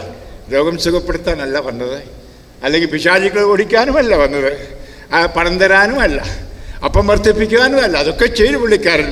ഏറ്റവും പ്രധാനപ്പെട്ട വിഷയം ഇതായിരുന്നു, നമുക്ക് ദൈവരാജ്യം തരിക, ദൈവരാജ്യത്തിലേക്ക് നമ്മളെ കൊണ്ടുപോവുക. ദൈവരാജ്യം എന്ന് പറഞ്ഞാൽ നമ്മൾ പലപ്പോഴും ഓർക്കും മരിച്ചു കഴിഞ്ഞുള്ള എന്ന അവസ്ഥയാണ്. നല്ല മാമോദീസ സ്വീകരിക്കുമ്പോൾ, ജ്ഞാനസ്നാനം സ്വീകരിക്കുമ്പോൾ, നമ്മൾ പരിശുദ്ധാത്മാവിൽ അത് ആയിരിക്കുമ്പോഴേ ദൈവരാജ്യം സമാരംഭിച്ചിരിക്കുന്നു.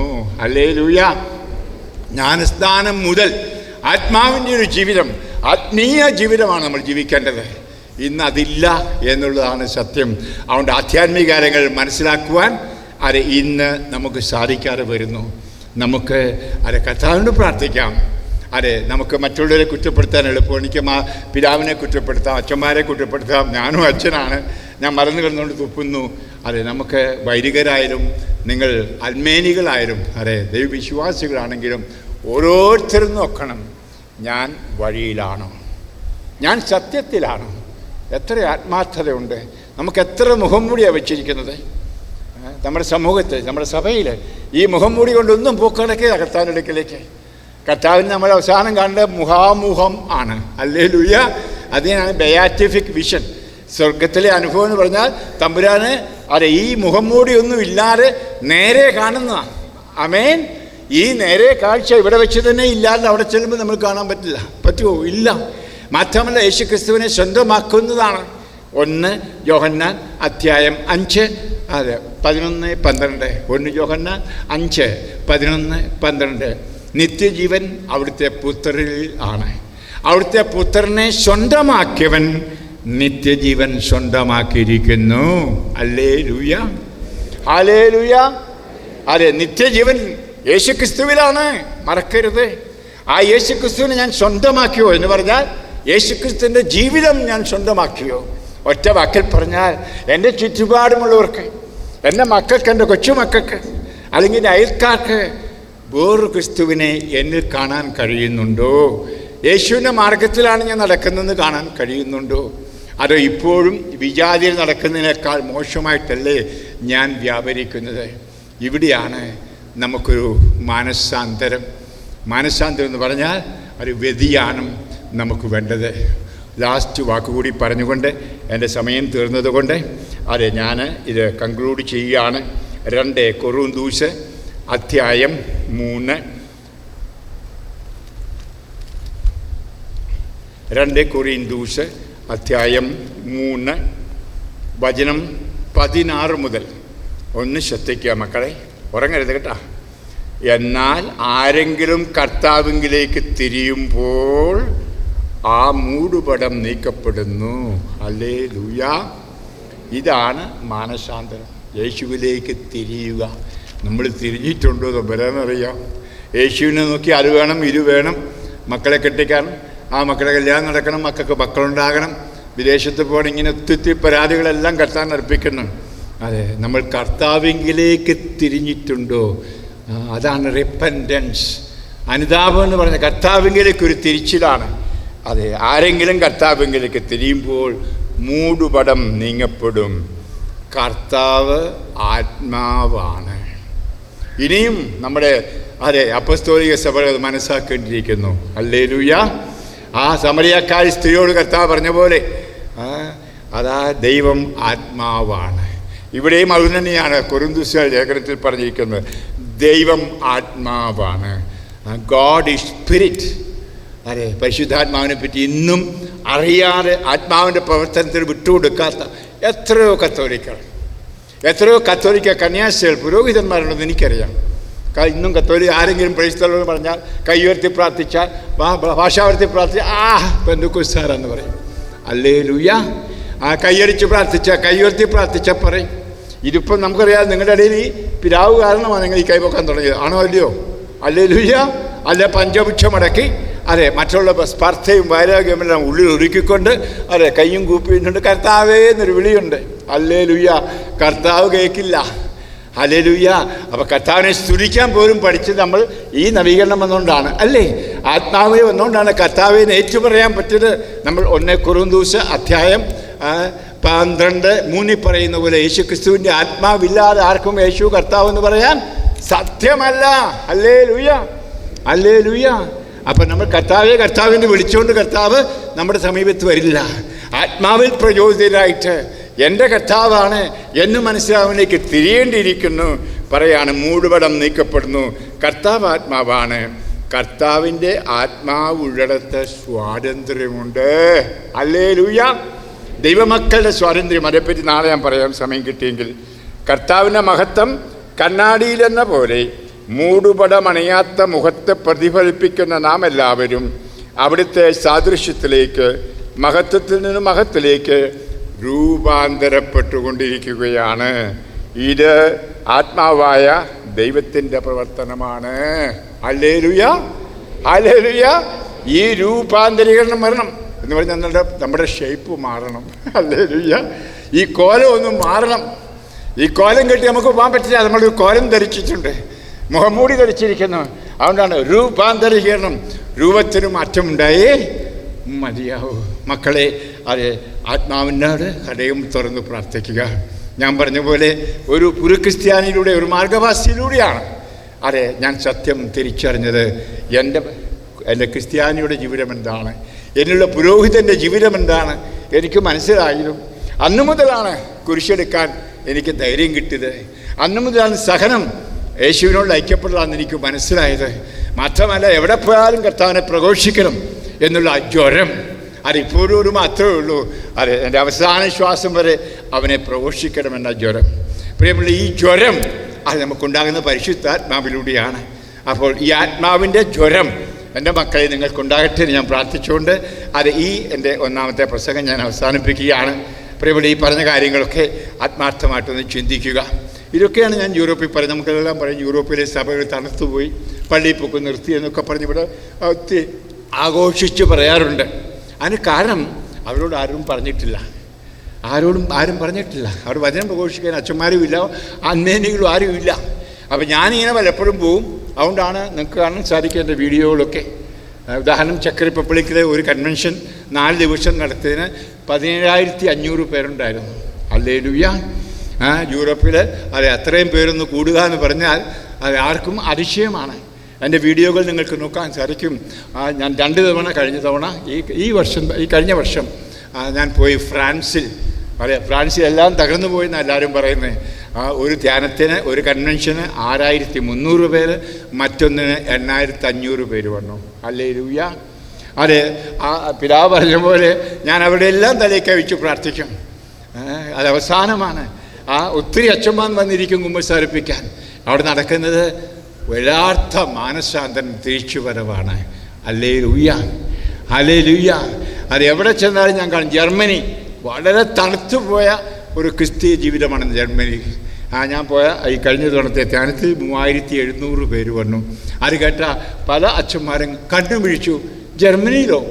അവിടെയൊക്കെ ധ്യാനം എന്ന് പറഞ്ഞാൽ 50 പേർക്കാ, 60 പേർക്കാ. ഹല്ലേലൂയ. പിതാവിനറിയാം, പിതാവ് ആ വഴിക്കൊക്കെ പോകുന്നതാണ്. പ്രിയപ്പെട്ടവരെ, അത് പറയാൻ കാരണം അതെ, അവർക്ക് വചനം കൊടുക്കാൻ ആളില്ല, കൊടുക്കുന്നുമില്ല.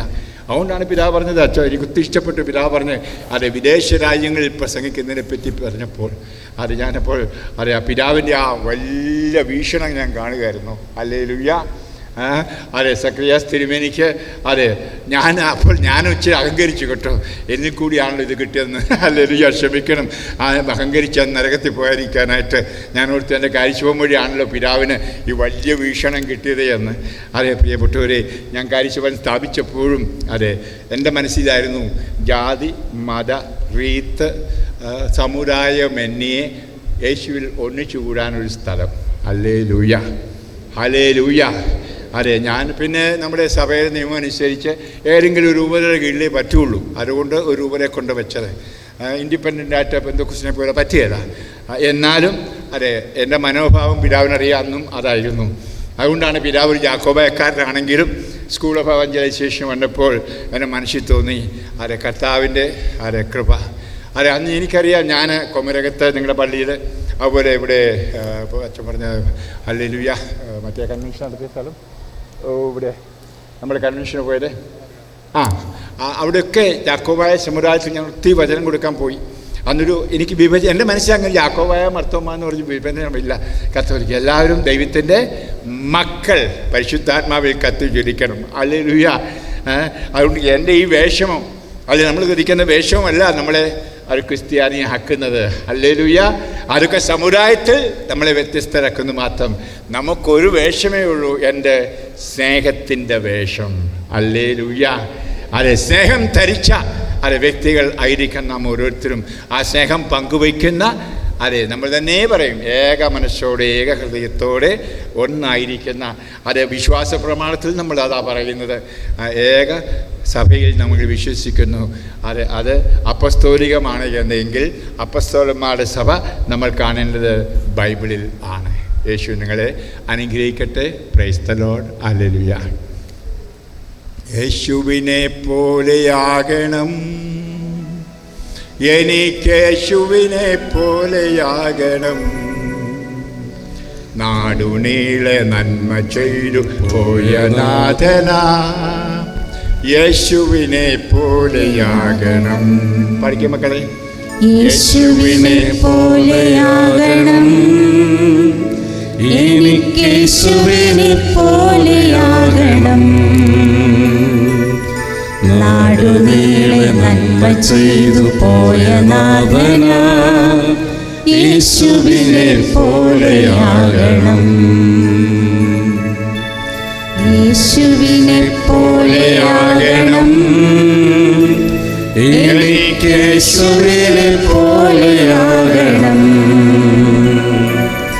നാടുനീളെ നന്മ ചെയ്തു പോയ നാഥനാ, യേശുവിനെ പോലെയാകണം. ശാന്തമായി കണ്ണുകൾ അടച്ച് യേശുവിനെ മനസ്സിൽ ധ്യാനിക്കുക. പുൽക്കൂട്ടിൽ പിറന്ന് ഗലീലായാലും യൂദയായാലും പ്രാന്തപ്രദേശങ്ങളിലും കർത്താവിൻ്റെ രക്ഷ പ്രസംഗിച്ചവൻ, രക്ഷയ്ക്ക് തടസ്സമായിരുന്ന പാവം മാനസാന്തരപ്പെടുവിനെന്ന് പറഞ്ഞുകൊണ്ട് മാനസാന്തരത്തിലേക്ക് നയിച്ചത്. പാപത്തിൻ്റെ ഫലമായി പിശാചിൻ്റെ ബന്ധനമുണ്ടായിരുന്നത് അഴിച്ചു. പാപത്തിൻ്റെ അനന്തരഫലമായ മാനസിക ശാരീരിക രോഗങ്ങളെയും സുഖപ്പെടുത്തി. മാനസാന്തരപ്പെടുവിൻ, സ്വർഗരാജ്യം സമീപിച്ചിരിക്കുന്നു. ഹൃദയത്തിൻ്റെ ആഴത്തിൽ അത് കാണട്ടെ. ഞാൻ യഥാർത്ഥത്തിൽ മാനസാന്തരപ്പെട്ടു. എൻ്റെ മനസ്സിലു അന്തരം മാറ്റം വന്നു, പുറമെയല്ല മാറ്റം. ഞാനൊരു ക്രിസ്ത്യാനിയാകുന്നത് എൻ്റെ ഡ്രസ്സ് കൊണ്ടല്ല,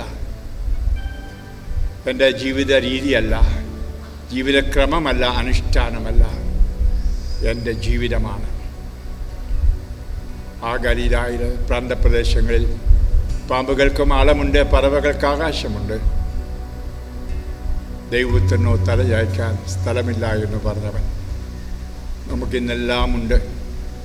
വിദേശ രാജ്യങ്ങളിൽ പോയി പണമുണ്ടാക്കി വലിയ വലിയ മാളികകൾ നമുക്ക് താമസിക്കാനുണ്ട്.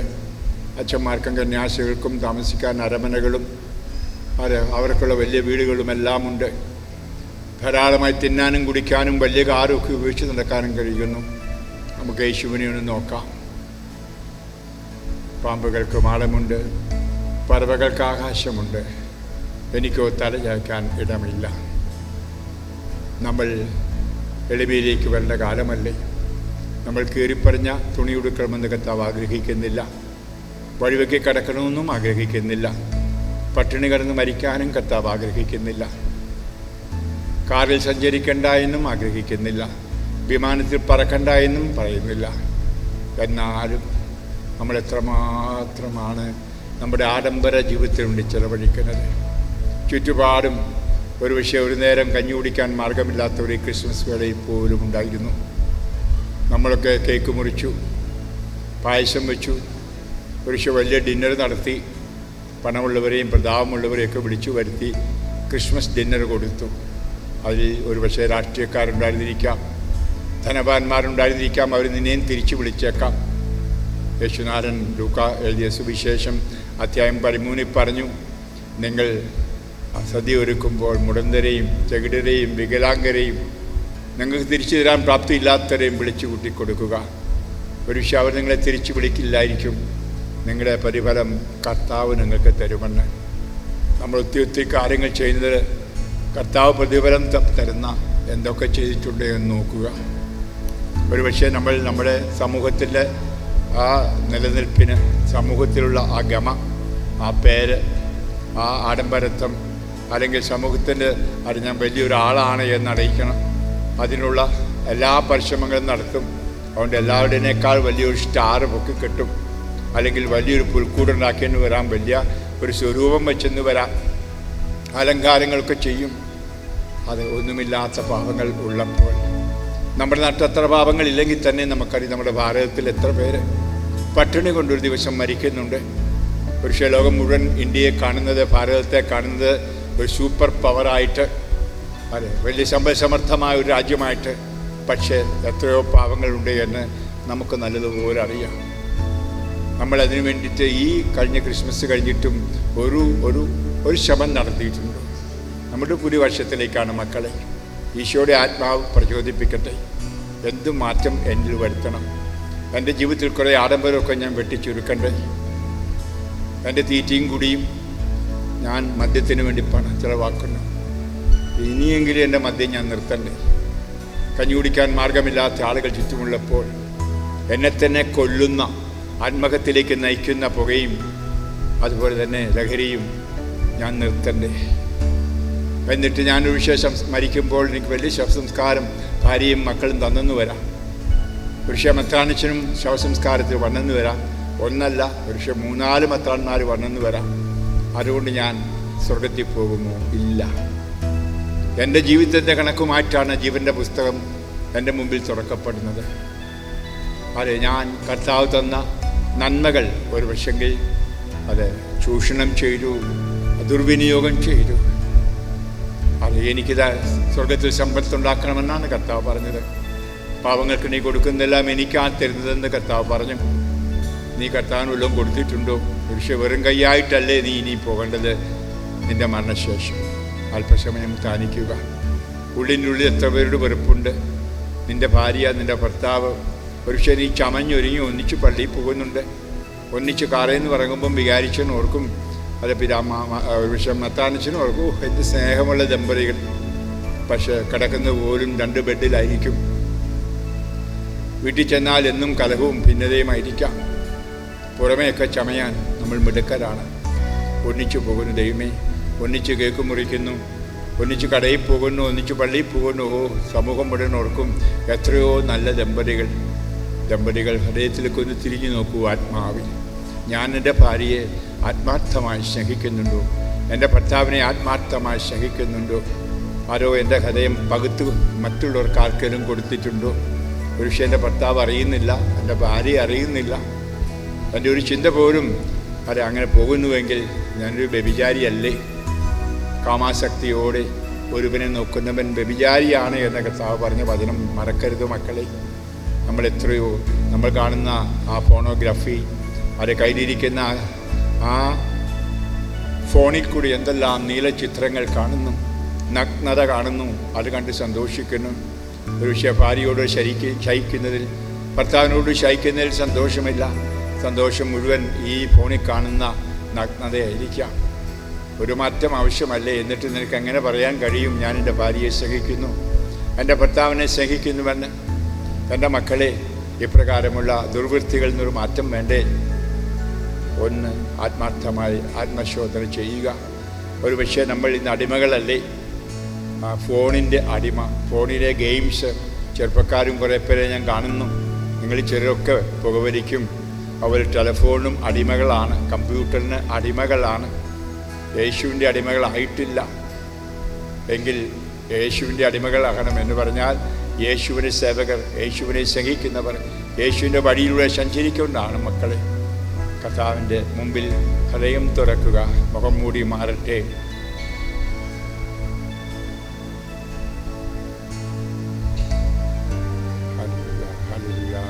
യേശുവേ വരണമേ, വേഗം വരണമേ, അങ്ങയുടെ കൃപയുമായി വരണമേ, അങ്ങ് രക്തം ചെയ്ത് ഞങ്ങളെ കഴുകണമേ, ശുദ്ധീകരിക്കണമേ.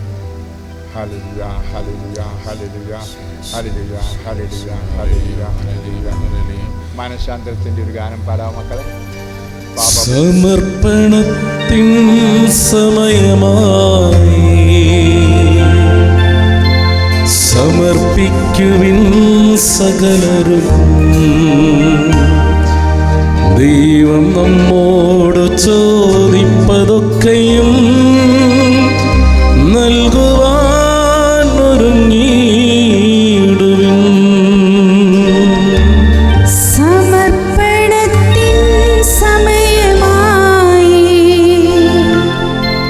സമർപ്പിക്കുവിൻ സകലതും. ദൈവം നമ്മോട് ചോദിപ്പതൊക്കെയും നൽകുവാനൊരുങ്ങിയിടുവിൻ. ദൈവേഷ്ടമാണെന്നു കരുതി ചെയ്തതെല്ലാം ദൈവേഷ്ടമല്ലായിരുന്നെന്ന് അറിഞ്ഞിടുവിൻ. സമ്പാദ്യമാണെന്നു കരുതിയ നേട്ടമെല്ലാം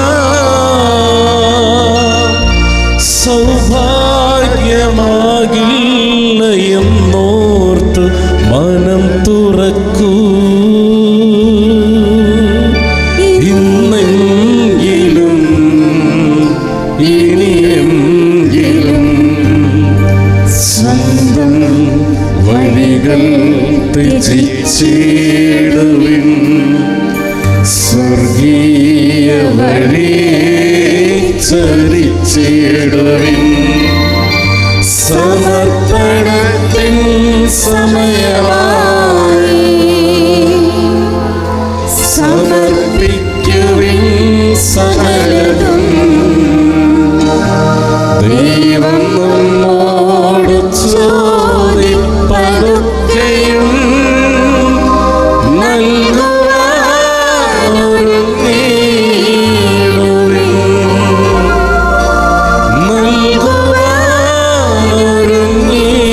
നൽകുവാനൊരുങ്ങിയിടുവിൻ.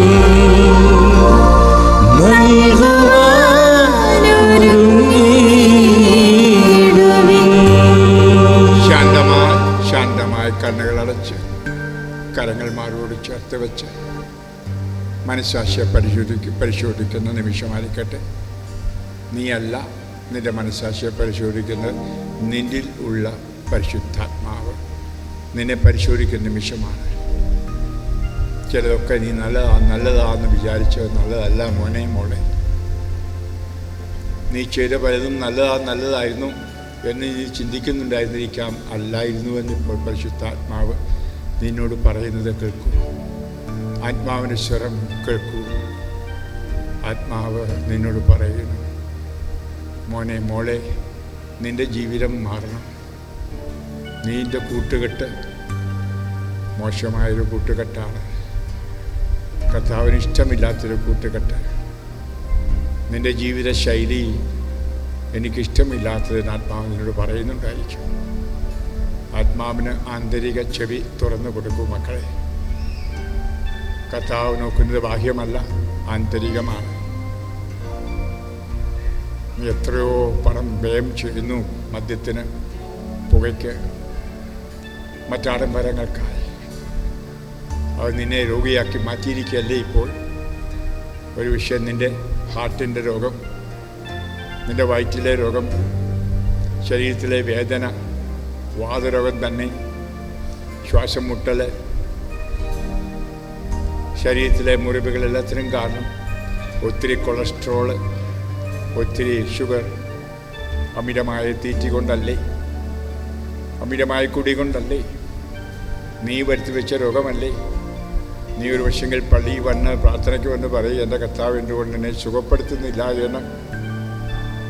അതിൻ്റെ മൂല കാരണം നീ മാറ്റണ്ടേ മോനെ മോളെ. നിനക്ക് കിടക്കുന്ന വൈരാഗ്യം ദോഷമായിരിക്കാം ഒരു പക്ഷേ നിൻ്റെ രോഗത്തിന് കാരണം. അപ്പനോട്, മരിച്ചുപോയ അപ്പനോട് രോഷം കിടക്കുന്നുണ്ടായിരിക്കും.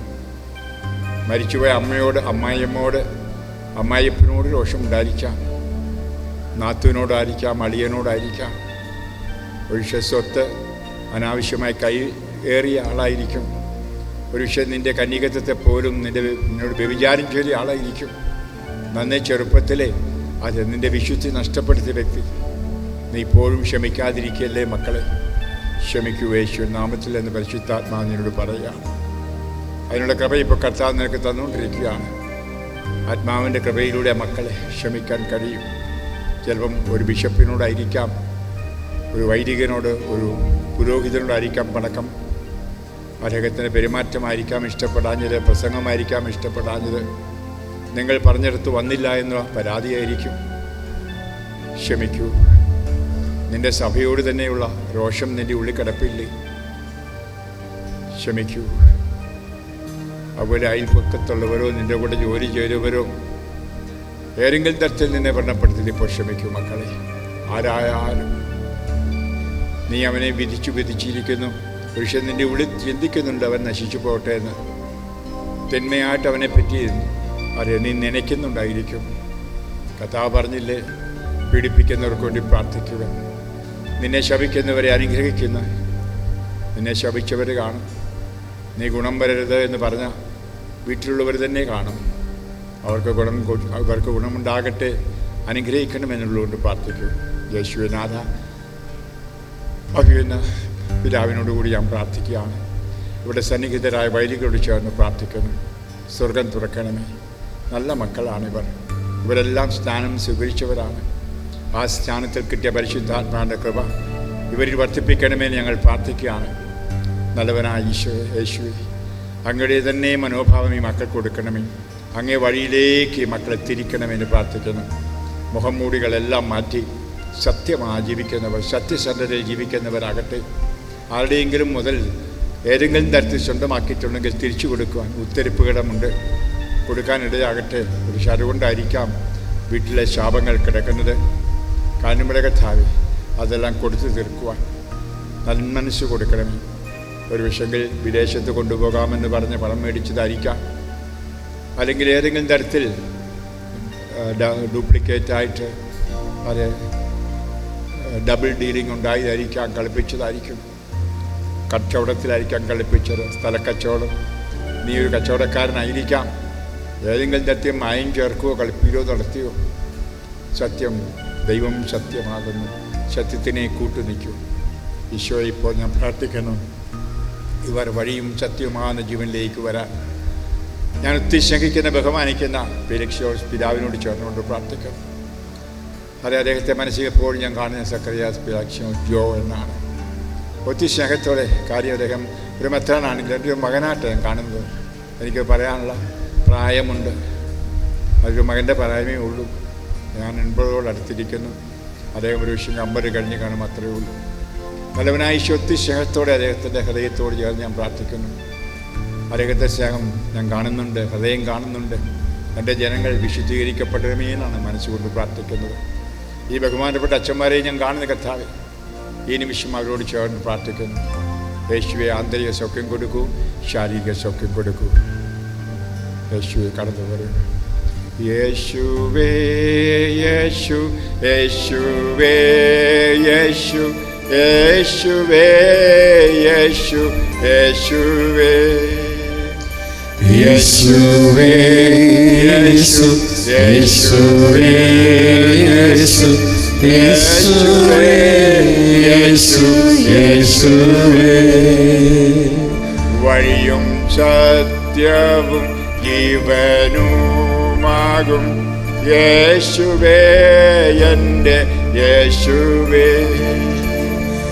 വഴിയും സത്യവും ജീവനുമാകും യേശുവേ, എൻ്റെ യേശുവേ.